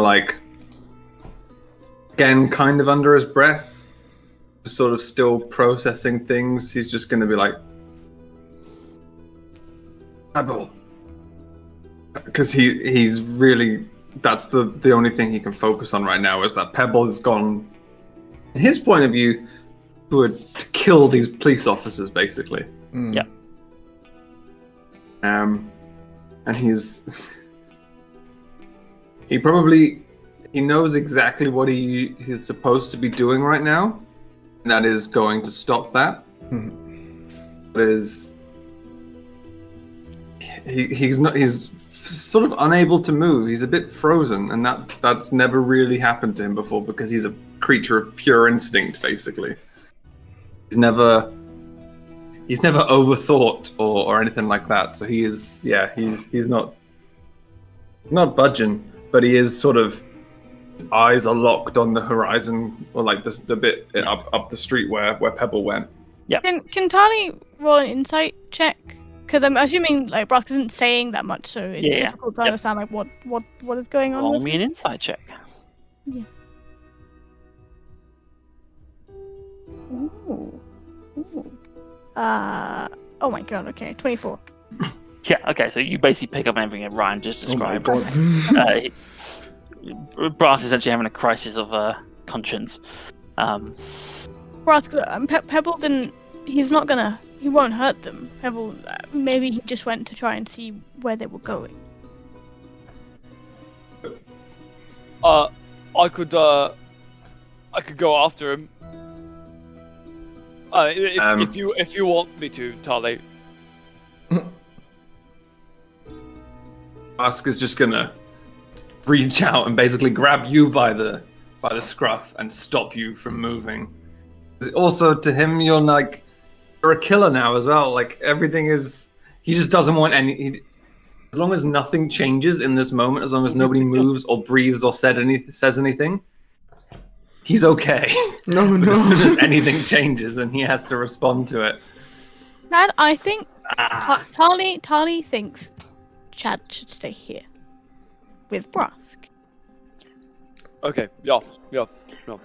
Okay. While you're discussing nothing changing, coming back from the way back towards the pub, you hear a very familiar and very similar kind of beep beep as you hear a whistle, and you can see if you turn a look, walking down the street, you see Bachard making his way down towards you. Oh no! And standing next to Bachard is you see a kind of similarly dressed, kind of like a police officer, one of the city watch. One of those custodian helmets, but you see this time instead of wearing the kind of like dark navy blues or blacks, it's wearing this what appears to be almost like purplish robes with like purple and white stripes, and there is a badge affixed to there, and you see that this older looking grizzled gentleman with this kind of like mutton chop beard, like grey streaks, and it's making his way over. And you just hear this voice like, "Halt, everyone! Magic police, please halt!" Assuming Adam, does Tali recognize? Roll me an insight check. Who With that advantage. might be? Yes. Okay. Oh boy. Insight check, right? Yes, please. With advantage. 21. 21, yeah. Unmistakably, this is Christina using a magical disguise. Brask see Roll me an insight check. Does Brask see or smell through it? Roll me an insight check with advantage. That's good. Your sense of smell is very good. 18. 18. Yeah, 18. 18, okay. You also smell that this is Christina. So one sec. So Bachard comes. Bachard's walking down the street next to this police officer looking like person who's shouted, "Halt, magic police." What? That's weird. And Tali and Brask have both identified this as actually Christina. They will say out loud, like, Chad is fine, it's Christina. Right. But there's no need, right? There's no one on the streets, or what people have seen this entire show. Yeah, like civilians, right? Like coming. Oh, out. right. So it's And there's not still the like matter of you don't have magical licenses. Yeah. Is you think maybe is what's going on here. Brask, can I roll an intelligence check for Brask? Because he's got all the pieces. I want to know just how much he's actually able to put together what's going on. Yeah, roll me an intelligence check because there's a disconnect. You can smell Christina, but also this doesn't look like Christina. It doesn't sound like 15. Christina. Brask is rolling high today. 15. Yeah. We're kind of rolling high, except for a few things. I mean, I'll let Ryan decide. Ryan, how do you take this? If you want to, Brask is intelligent enough to work out this is probably more magic, or at least a disguise in some form. let's say that. Okay, so as soon as he hears the whistle and like the words "magic police," Brask basically comes back into himself. Because he's got there's somebody else who's the embodiment of law and order present. Yeah, that weight has been lifted from him. He no longer has to like figure out this murky hell that he's been stuck in.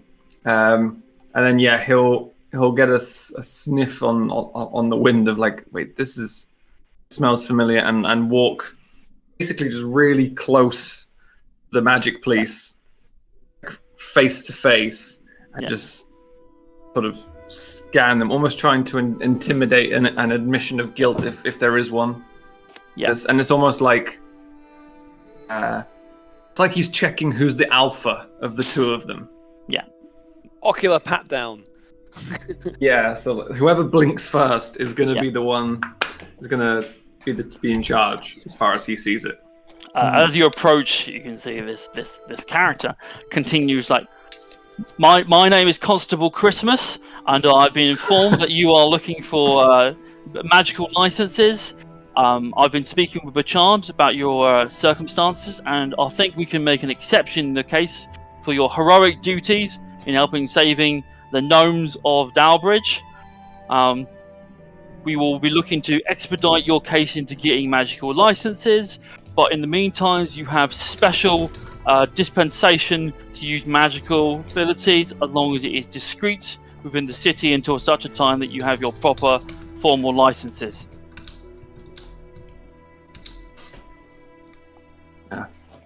Good.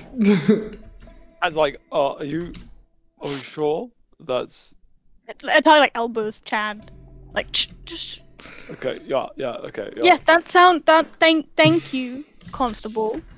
That's very generous.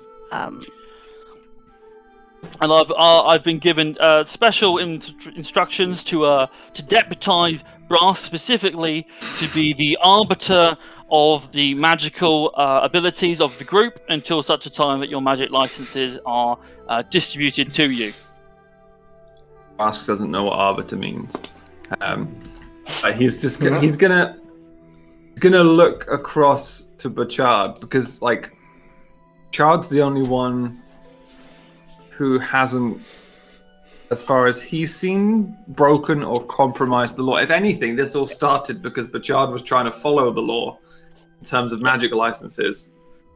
So Brask is going to sort of take him at his word if he gives it. Tali in the background is nodding behind Brask. So you're just looking at Bachard, or are you saying anything in particular to him? Just gonna it's just with a look, like a glance across, like, is this for, and it's one part skepticism, one part like hope, because Brask really wants this to be over. What Bachard says is just like, is the thing, Brask, this ain't gonna be solved today. Doesn't matter how this goes down, whether you work with the constable here or go charging in the city. There will be time when this will get resolved. I don't think blasting down the street is going to save this.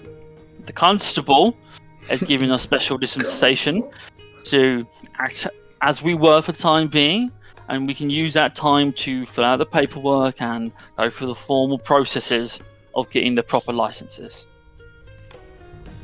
Brask will just sort of hold for a beat, entirely neutral. Then everyone's turn to waiting there, like everyone's holding their breath, like please. And he's gonna turn again right back into Constable Christmas's face. And then after a second,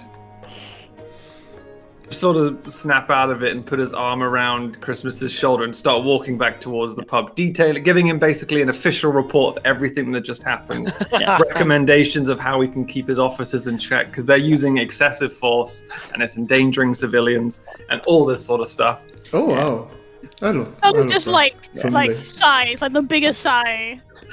And you hear, as Constable Christmas was like, I completely understand. The mundane branch of the force they're out of control. They need and they just agreeing with you. Anything to kind of keep this conversation going. And eventually, you kind of walk back to the pub, and the Constable Christmas says, like, right, well, I need to go off and see to other magical business. Keep up the good work, Brass. Look after the group as the arbiter. And I'll be checking in soon. And then, Yeah. he awkwardly salutes back. And as Brass, as you walk into the pub, a second later, Christina walks in.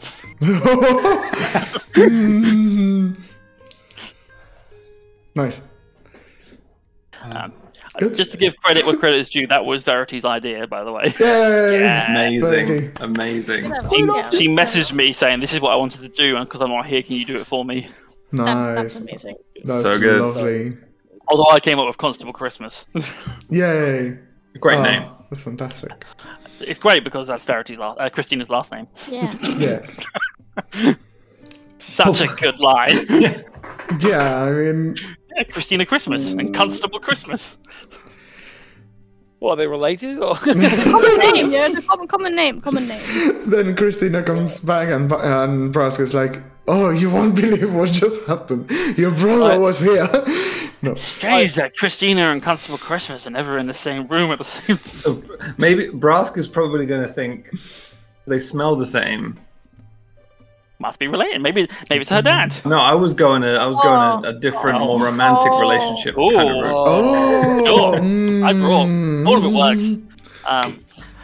Either way, some sort of special connection between the two of them.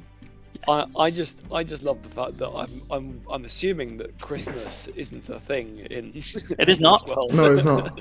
It's just a Christmas is not a surname. thing. It's the word. It's just the surname. This is where Christmas comes from. Yeah. Chard's surname is Halloween. Oh. Yep. Oh, right. Yeah, that makes a lot of sense. Yeah, I spoke to Christina Verity about this at the beginning. I was like, Christmas isn't a thing. She's like, yep, it's fine. I was like, great. So yes, Okay. you return to the pub. Did Constable Christmas give us any sort of, or give Brask any paperwork certificate? Like I'm imagining almost like a sort of a plastic sheriff's badge. Basically, you were given what appears to be a small piece of paper with some writing on it, which you of course can't read. Yes. 100%. It's just a bar mat. Yeah. If anyone else goes and look at this says it literally says, just play along. Placated. He cannot read. No. Oh no. Add this to my inventory. Hello, I can't read, but I think I'm part of the magic police. Please, encourage me. Yes, please. Please enable my delusion. The very bottom is just like, well, figure something out. Just go with it. Oh, this is lovely. Because then this potentially opens the possibility to having the desperate need to retrieve that paper and swap it with something more official looking. Yep. Or but Brask is going to be holding on to it. Brask will show it to people as well, and then people will play along, and I'm like, okay, yes. They either will, they really won't. Oh no! I love it. When we get back into the tavern, though, Tali will. Brask seems a little better. She will kind of approach him like, Brask, how are you? Just keeping a respectable distance. He doesn't want to get, too up in your Who are you? Brask is just there, just holding on to his new certificate, Anchors. Yeah.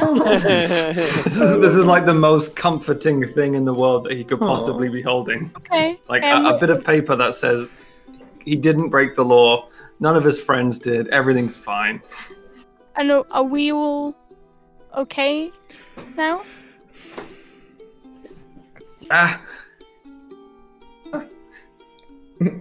Why wouldn't we be? Oh, right. I didn't speak very much to the constable, so I thought I would. Tali thought Tali would. I'm asking you because you spoke to the constable. So I would know. Brask is gonna grab a drink, and he's gonna tell you everything the constable said. He's just this is basically teacher's pet now. He's just met this guy was basically a celebrity to Brask. Oh. And they're best friends now. Oh. So he's going to tell you everything this guy said. Tali will listen intently and ask follow-up questions and Nice. fully enabling Brask. Pebble has at this time. Pebble has already reached the pub, or Yes, you Yeah. catch up at this point, Pebble.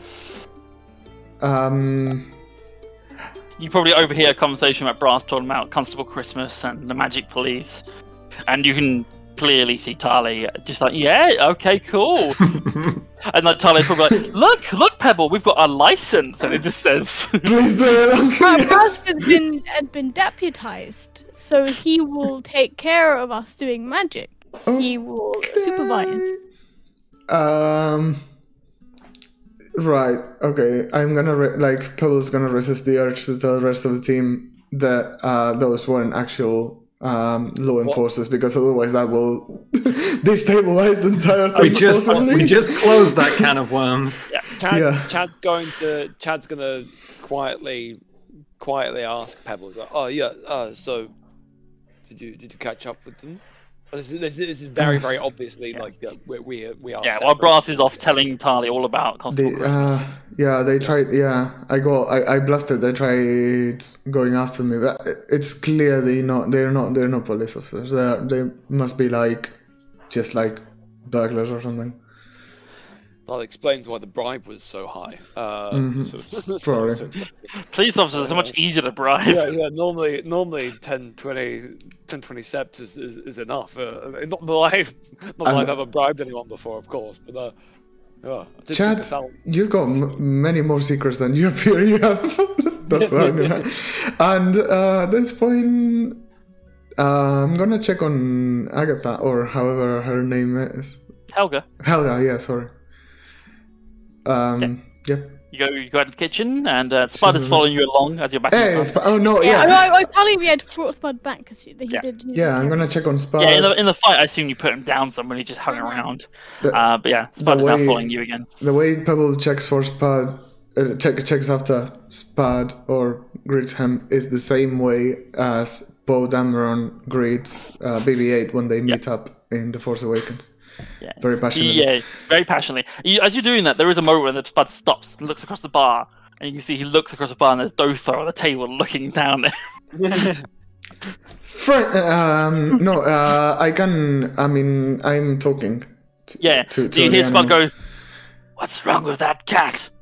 That's not a real cat." But I mean, why wouldn't you want to be friends with even?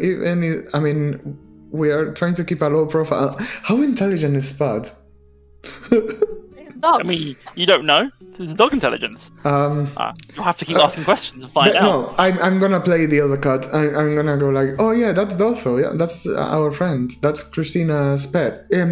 Okay, then that's great. I'm gonna whisper to him. You're right. He's not a real cat, but he's good. Or they are good. I don't know. As long as they're a friend. Yeah, they are. Are we going to get food? Spud is absolutely let's go get food. Spud is absolutely going to kill the final boss. Spud is our savior, mate. How is a villain in disguise? How's our good old Helga doing? Oh, you find her in the kitchen. Go on. Shall we come to that after, or I don't know? Go on, Will. What's your dumb thought? Say I it. was going to say Spud is the god that Tali serves. Oh my god! Imagine that. Yes, I love him. You go find Helga, and she is just there cutting away at vegetables once again. Nice. I'm like every time from whenever we met on. I'm trying to establish conversation, knowing that she's not gonna answer. But I think like part of her curse is that she's been like lonely too much. So I'm like, hey, Make a persuasion check. Okay. Persuasion? Persuasion. I thought you were gonna say perception. That's interesting. You're being charming. You're trying to make friends. See if you can break through to her. I am super proficient. I'm the most proficient in persuasion. I rolled a 14. 19. 19. This time you walk in the kitchen, you're like, "Hi, Helga," and for the first time since the whole time you've been here, you hear like a grunt in response. Oh, we Press. are. Okay, we're opening up. I'm happy. She doesn't turn away. She doesn't stop chopping vegetables, but No, there's some that's fine. form of acknowledgement. I appreciate that. Pebble appreciates that a lot. Yeah. I feed. Pebble feeds Spud a little bit. Yeah. Pebble doesn't want Spud to like be greedy about food, so he's probably trying to train him in getting fed. You try and feed him a little bit, but he wants a lot of it. Yeah, all the time. Yeah. But, yes. Okay. So you'll have moments of rest. Eventually, Bertrand. Gone. I mean, Tali will if there's time when we're all like chilling out to go and talk to Chad at some point. I don't know. Chad wants to talk to Tali as well. Yes. Yeah. Take it away. I mean, I guess I don't know which way around it happens. I don't mind which way around it happens. I guess Tali can find Chad. Chad can find Tali. I think you both go looking for each other. It sounds like. I was. Yeah. I mean, it's not a big venue, and We bump into each other in a corridor. I'd be like, I was looking for you, but I can't look at you. It's something like, Tali, you're backing away from Brass. Chad, you're walking over, trying to awkwardly not looking, like head down. Tali's walking backwards, and you bump into each other. this is like I'm so sorry. But please, It's like a high school movie when you have all your books and your stuff, and then you cross paths. I'm such a mess. You drop your glaive on the floor. He drops his sword and shield. Romantically picking up very sharp bladed objects. This isn't a romantic. No, it's not. I was just being silly. Chad's gonna be like, Tali, I was wondering, could I talk? Could we? I feel like we should talk. If that's okay with you, I understand you're a very busy entity. We can talk, Chad. It's fine. Do I have to roll an insight check to know what's going on with Chad? No. Perfect. You've seen this before. We can talk. Do you want to sit? Yeah. I'd rather. Could we do it somewhere where the others can't hear? Can we talk in private? Sure. Okay. Yeah. So you do remember there is. You can obviously go outside. There's also like an upstairs kind of like dining area which is unused, which leads to your room. So you can go up there or outside. It's up to you. Dining room sounds good. Still. Yeah. The dining room's a nice neutral place. Neutral ground. Yeah. Yeah. So you head up there. That's easy enough. Now, Tali, did you have anything that you wanted to? I mean, Tali will wait for Chad. Like, if Chad has something to say and he's being bumbly, she will wait for him to. Okay. Chad's like, thank you for meeting with me. Such short notice. I hope this finds you well. You're probably wondering why I brought you here. Thank you for fitting me into your busy schedule. Yeah. So, you are. I was raised in Vatine. And I'm. There's many different things going through my mind at the moment, and Okay. Do you want to try and say them? The things in your head? I can. I'm not sure. You're a god, a godling. Okay, right. And it's almost kind of like the confirmation of that. Obviously, he knew already, but the confirmation of that is almost like slightly overwhelming for him. Do you want to sit down? Yeah. Yes, please. Yeah. Sit down. Sit down. Do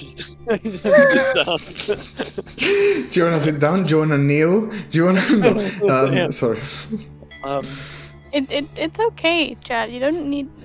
You seem very nervous. You don't need to be. We've been speaking to each other a little bit before. It's fine. I just want to say I had no idea. I know. And I know. I haven't, Chad. I haven't intentionally been not obvious about it. Okay. Yeah. Kind of to avoid this exact response. I don't want you to feel awkward around me. I don't want you to feel like you can't talk to me. I don't want you to feel like you can't look at me, Chad. May I? Yes, Chad. It's fine. Like it's fine. I don't want you to have to feel like this because it's not great for me. Like, it means that it makes it difficult to help people if they don't feel they can talk to you. Yeah. I understand. I didn't know you were religious. Yeah, as I say, I was raised in Vatine, and I don't know. What does that mean?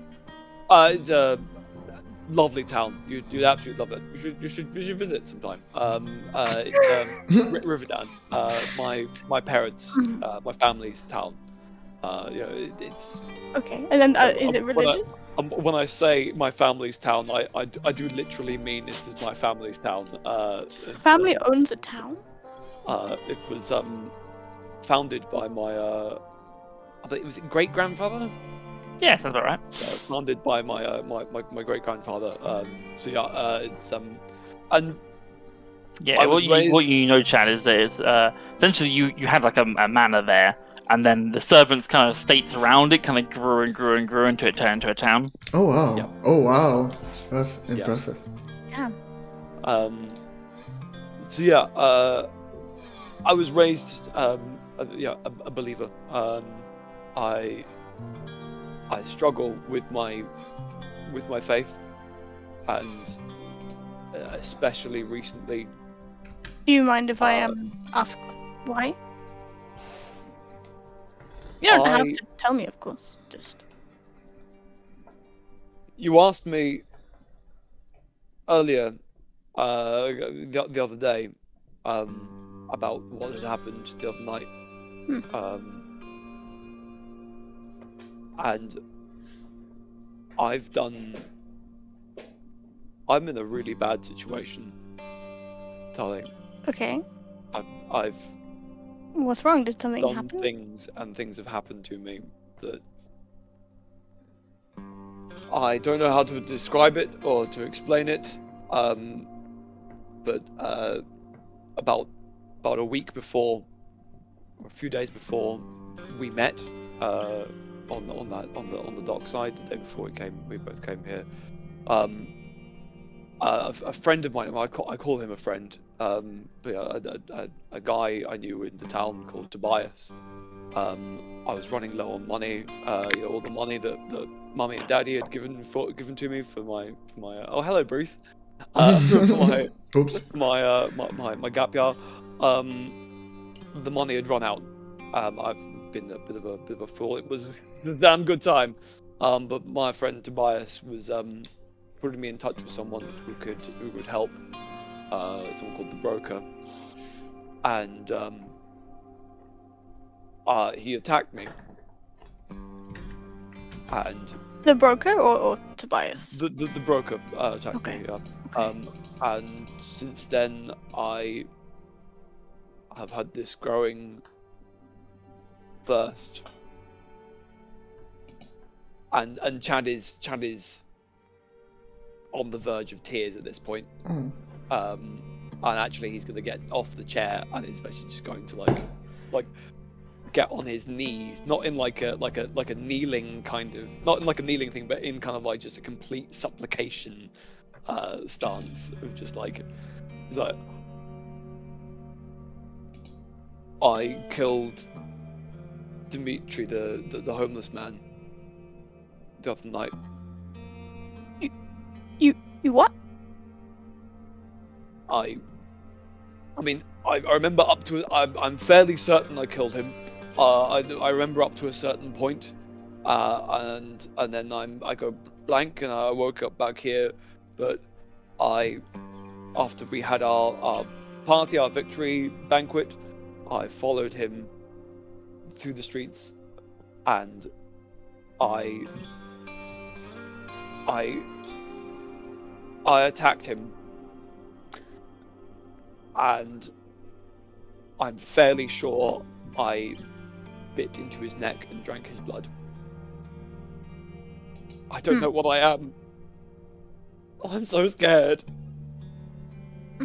Well, okay, so but this happened after you were attacked, correct? So this broker did something to you? I think whether there was a poison that he used on me, or if I'm cursed, or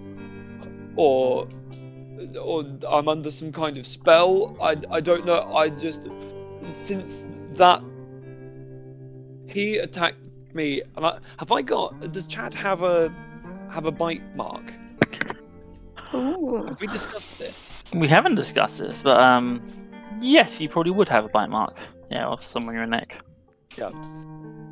Chad's going to, and Chad tends to wear things with quite high collars and stuff, and Chad's going to show the little bite mark to Tali. To be like, whatever happened, however he did this, whatever this bite did to me, I am changed. And I don't know what's happening, and I can't explain it, and I am scared. Okay. Look, Chad's on the floor. Like Tali's gonna sit on the floor with him. Look, it's okay. It's okay. I can help you. Tali will help you. Something terrible has happened to you, and you're a victim, Chad. Someone attacked you. And yes, maybe you've done some things. You said you killed Dimitri, but you didn't want to, right? Like it's not. You didn't set out to do that. It doesn't sound like it. I wanted to in the moment. Okay. Well, but you obviously feel remorse. Yes. You regret your decision? I do. But Okay, good. I know that I will do it again. I can't. You are what you are, and I am something on the complete opposite end of your spectrum. You should just dispatch me. You should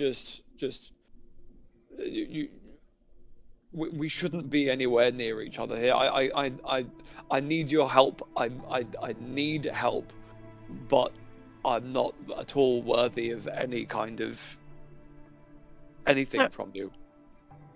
Yeah, you know the Abbey, right? The Abbey, they teach the seven gods, right? Yeah. And you may know, as a religious type, the godlings are, they do the work of the gods, right? Yeah. Mm-hmm. So the creature, the being I do the work of is not one of the seven gods. It's a being named Intin. You said the word Intin earlier. Okay, yeah. Have you heard of them? Roll me a religion check. That's definitely not. That's a natural one. Nope. Like you said earlier, you struggled a bit with religion. Like you could, if pushed in a shove, you could probably name the seven gods and the seven pillars of civility. Anything outside of that is yeah. Yep. Okay. Yep. And Adam, just for my benefit, did we still agree that Intim was partly patron saint of the lost type thing? Mm-hmm. Yes, perfect, good. Okay, that's fine. Not many people have. They're not quite one of the seven gods. They're sort of something else. But they are the patron saint of the lost, the people who are lost in the dark, who don't have a way forward, who don't know what to do, don't know where to turn. And Intin provides light and provides protection from the forces that work in the dark. And you sound lost. So no, Chad, I'm not going to dispatch of you, because that's not what I do. I protect people, and I help the people who are lost. I am lost. Okay, well, thank you for telling me. And it's okay, let's just keep it between us for now, until we figure out what's going on, and then we can tell the others when maybe we have a plan, or we have some more information. Okay. Can you... I know that this thirst is going to come again. Will you help me resist it? Yes, absolutely. If need be, I will go and protect people you try to harm, because neither of us want that. Yes. Thank you, Tali. It's okay. But you're not, Chad. This morning I cast a spell, a detect evil and good spell, because I didn't know what was going on with you, so I wanted to check. And you did something kind of strange in your sleep, last night. You started talking in a different language. Oh. A language I don't know. Right. It didn't sound like your voice either, so... I mean, I do have a very distinctive voice. So it didn't have my eloquence and perfect speech pattern and I had elocution lessons, No, Chad. It did not have any of those things. And it made me uncomfortable. In a way, I did work with Intin. There is an opposing force to Intin called Folsh, and it made me very uncomfortable. It reminded me of that sort of side of things. So I did cast detect, I did try to check for the presence of evil or good in you, and you don't give off wholly inherently evil. You don't have an evil aura, Chad. So you're not too far gone. You're not a bad person. You're not the complete opposite to me. Not yet, at least. I'll also quickly say for your sake, Chad, the name Fulsh, that one does resonate with you. Short version is essentially Fulsh is considered to be like this world's Grim Reaper. Oh, right. So, you say you didn't detect evil in me. You didn't detect. Not this morning. Well, actually, hang on. Let me 1 moment, please, Chad, while I think really hard about this and check my notes. So the spell detects certain creature types. So you obviously didn't resonate as a celestial. Yes. He seems humanoid. Well, yeah. I mean, that sort of magic, it detects the presence of celestial beings. So you're not one of those, but that's expected because you're a human, mortal. Okay. That makes me feel a little bit less dramatic now, right? Okay. But you're also not a fiend or undead or anything like that. Not yet. I wonder what I am. Well, if Forge has got something to do with this, then maybe. As I said, I was raised as a believer in the Seven Gods, and raised to revere beings such as yourself. My faith has been shaken, but now I'm back on the path. Okay, well, Seven Gods, yeah, that's good. There's the what most people follow. It's good. But what do you know about vampires? Vampires? Oh. Do you know the word? What does Chad know about vampires? Roll me a history or arcana check. Let's see if Mummy and Daddy told you any bedtime stories. These are horrific bedtime stories. Yeah. 13. 13. Probably like maybe once or twice when you were being like a little shit, your mum might have told you a story about vampires to spook you. Oi, listen here, you little shit. Sorry. Not like, yeah, you know, kind of similar things to, real world mythology about vampires. They drink blood, they can't go around the daylight, things like that. So. I remember the word from stories my mum used to tell me. The mummy used to tell me as a very small child. I've not heard it in years. That is it's what you might be, or it's what you might be becoming.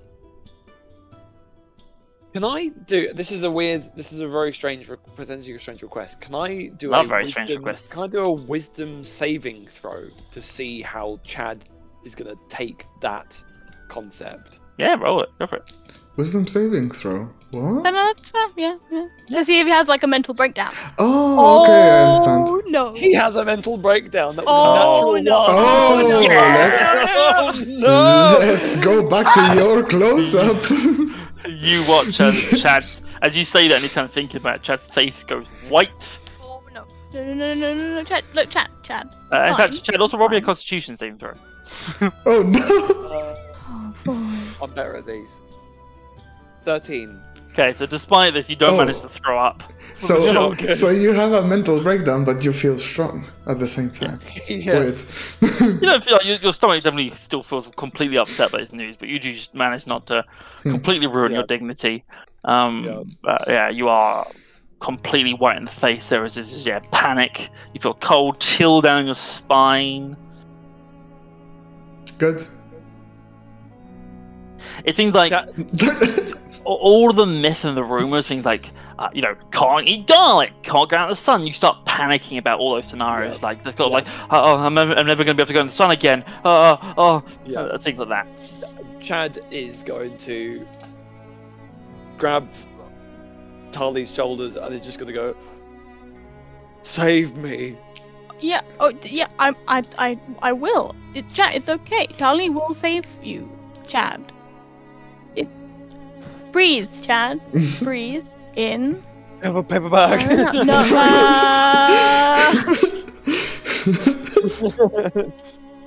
Like grab some of the tablecloth and just breathe into that. Yeah. Do you want to lie down? Yeah, Chad just falls over. Just- It'll be fine. Look, I'm sorry. I didn't mean to. Tali didn't mean to worry you. Okay. I will help you, and we'll figure it out. Look, you're not that far gone because, like I said, I didn't detect any, very evil presence, and you can go outside, and you can do all the things that you're not, the myth says that you shouldn't be able to do. So it means you're not a vampire yet. But this could, So we'll just. Do you have any information about the broker, like where your friend Tobias found information about them? I think at this point, partly so that I can find that out from Adam for next time. I think at this point, Chad is just This needs is fine. to just Okay. calm down Okay. at this point. This is fine. But yeah, Tali will help there Chad is- to his room to lie down. Yeah. Yeah. Like, okay, we can talk about this later. I'm sorry. Helps to his room. Yeah, you take Did that. That was Brask or Pebble overhear any of this? no chance. From Pebble, no chance. Not for Pebble. Brass, roll me a perception check with disadvantage, because you're there's a floor dividing you, but you are pretty perceptive. So I'll give you a chance. Natural one. No, you're very smug in your situation. You're like, yes, The document, yeah. I'm a good boy. Yeah. Like, Cool. Just you're, checking. showing it to every single one of your bees individually, like, yeah. Putting it Nice. on there. Yeah. You're deputized and you're deputized. Amazing. Nice. Nice. Okay, so Chad's going to be put to bed, so Tali, you have to sort of fight your way through the boxes of leaks Yeah, it's and fine. stuff. It's fine. Whatever. Get out of the way. Sing Is a anyone else- lullaby. No, sorry. Does anyone else want to do anything? Like, obviously, it's not so late in the day that you could, but we can. This was kind of the last day of your downtime, so if you want, we could eke into the you resting for the night and. The only thing next that day. would Pebble know, not what was said there, but would Pebble infer? I mean, would it be clear that Tali has been speaking to Chad? Because Pebble Yes. would be interested in that. Because Pebble has suspects. Yeah, you would. Like, it's and not. Tali knows that Pebble suspects. Let's put it this way: like, although you were in the kitchen at the time, like Tali and Chad disappeared together for a while, Yeah. and then eventually Tali would return. Cool. So the only thing I'm gonna see as soon as I see Tali next time is he a vampire? happened? Are we doing this now? Yeah. Yeah. No. Go! Chad is Chad is a lot has happened to Chad recently, as you noticed. So I think he just needs a little space right now and some time, and we'll figure out how best to help him deal with. I guess Pebble, noticing that this is probably not too much of a comfortable position for Tali to speak about, a third person. He's gonna be like, "Oh, it's none of my business. Sorry. I mean, you guys can obviously speak on your." It's okay to fine.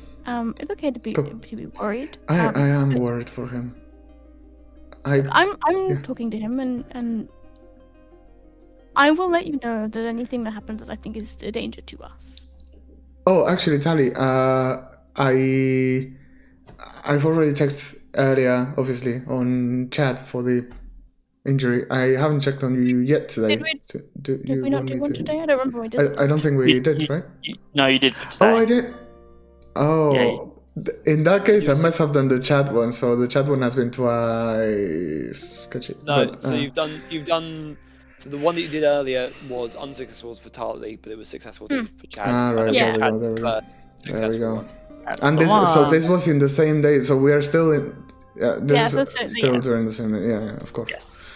So I'll let you know if there's anything you can do to help, or if there's anything I think is dangerous. But it's okay. Soup? No, no, I'm not saying that. It's not time for soup yet. But yeah, cool. Okay. Do you all then make your way down to eventually rest and we'll pass through the rest of the day? Okay. Tali will bring Chad soup at dinner time, like to his room. Yeah. Brask is just gonna he's basically just gonna try and be in charge of everything. Whereas if people are sitting in the bar, even if they're not members of our group, it's gonna be almost tapping them on the back to correct their posture and stuff. Amazing. Oh, lovely. And ensuring everybody pays for their drinks in full and that sort of thing. Fantastic. He's really gonna be into his role. Yeah. As a deputy of the magic police. Of course. Even if he doesn't know what the word deputy means. Which is very important. All the idea. duties of the magic police. Amazing. Okay. You do that for the rest of the night. Yes, okay. And you will do eventually... rest! Tali's gonna pray like a motherfucker. Well, actually... I'm just saying, before he sleeps. Big brain! Before you even get that far, Tali, you get to your bedroll up in the attic, the leaky roof again, and you see that on your bedroll, there is a piece of paper. Oh, deputized too! Deputized, yeah. No, Tali will go and pick it up. Yeah. Is it just she'll look around for any other disturbances in her room? Perception check. Yeah. Because this could be disturbances in the force. Yeah. So to speak. 16. 16, okay. You quickly scan around the room, and there's not a lot of stuff up here anyway, so it's quite easy to check, and no, there's no other disturbances. This is the only thing out of place. Alright. And what you see when you look at this is, it appears to be what it looks like a child's drawing. These kind of very stick figure-like people. You see 3 people on this piece of paper. Okay. One in the center is drawn with these kind of long hair, kind of very plain clothes, and they are holding what looks like to be a long glaive. Me. And there is a little arrow that says Tali on it. Oh, perfect. Yep. To the left of Tali, there is a figure with black hair, a long red coat, standing behind Tali, as the arrow says Chad. Okay. And then to your right, there is a figure with this very angular shape. There's what looks like a purple and black, maybe cloak or cape. And there's an arrow that just says Bad Man. Does it look like a Batman that we've seen before? It does not look familiar to you. And the drawing is obviously me Tali protecting Chad from the Batman. It is Charlie protecting Chad from the Batman. This man, this purple and black cape. And there's no name, it's just literally he's named Badman. Does he have any weapons or anything? Does he look like he... Sorry. Does he look like he has any weapons or anything? Or like no. a utility belt? No, doesn't seem like that. If you look closer, he looks like he might have like claws on his hands. Oh. Is there any other scenery in the picture? No, it's just the three figures. And, like, Chad doesn't have his weapons. Chad is just standing there in that familiar red coat of his. Oh god. Allow me to say, it's just quarter, or you're just killing it in the chat, man. I don't know who you are, but I appreciate you. Ollie here. Hello, what's Ollie saying? A lot of things. A lot of really funny things. Yes, it is definitely fan mail. I take that. Yeah. Okay, does it look like? Does it look? I don't have detect magic prepared. I can't detect magic. But like, does it look like? Could we magic? No, it looks like a drawing done by a child. It's be done in some sort of like maybe wax crayon type thing. Interesting. All right. The actual style is child very style. crude. Yeah, there is. Okay. Tali is gonna look at this. It's the point where the artistic style is so crude that if it wasn't for the names, you almost wouldn't recognize yourself in chat. Perfect. The window. I don't have a window. You have a little window. Is it open? No. Okay. In fact, it doesn't look like your window does open. It's just a pane of glass. Great. Okay. Well, Tali's gonna look out, like fold it up. She's gonna tuck it away in her like pocket. In her pocket. Keep that, and she's gonna pray for like guidance or like a sign about who this is, or just something, because I need to help the lost person, and then I'm out of my depth. Right. Yeah. And you pray, and I think that might be a good place to end today. And she prays. Oh my God, does she pray? Sorry. Yes, I think that's a good place to end tonight. Lovely. Heart moment between Chad and Tali, and then Tali has received a message mysteriously. This session had everything. Oh man! This had drama. This had comedy. This had tears. The feels, mystery. yeah. Ooh. Bugs. Very nice. Bugs, Yeah, obviously, yeah. Pucks and bees. Briefly, Pucks and bees. Yeah, pucks and bees. Cool. Pucks and bees and pucks and bees and pucks. Anyway, so what I'm going to start doing, so Brass, you didn't get a chance to use your inspiration token, is I think if you get a session, because these are very roleplay sessions, I'm going to try and get one chance to carry it over, so you'll have it next time as well. And if you don't use it that time, then we'll pass it on to someone else. So I think he kept just rolling well by himself. Yeah, exactly. Yeah, so true. I don't want to punish you for having a roleplay heavy session and rolling well already, so we'll carry it over. But yeah, if it doesn't get used next time, we'll then pass it on to someone else. I did wonder if Brask was going to use it to have heard the conversation between Tali and Chad. Ooh. But he didn't get That was kind of why I asked, because if he'd heard like a hint of something happening, probably would have. But given that it was a totally different room and he had no reason to try and listen in, that was why I was like, nah, it'd be fine.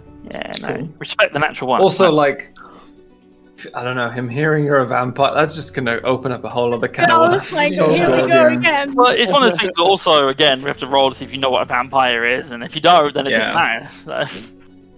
So yeah. Then Brass tells everybody that Chad's a vampire, and then it's just, oh no. Vampires, somebody who works for the deputy. Brass is like, I must report this to Constable Christmas. Yes. Just runs out the door to go find him. Okay, well, good. Neat. Yeah, cool. So yeah, thank you very much everyone for watching. I hope you enjoyed our game today. It was, as always, fucking mental. I love that. I love it too. The first half in particular was so chaotic. Yes. Very good. But yes, if you did enjoy watching us, you can obviously catch us again here in 2 weeks' time, at the same time.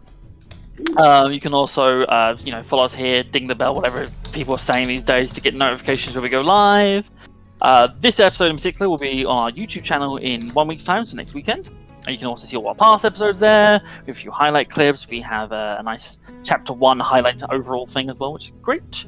And you can also follow us on Twitter if you want to see us talk about things, or post when videos are going live, etc. And that's Mighty Games.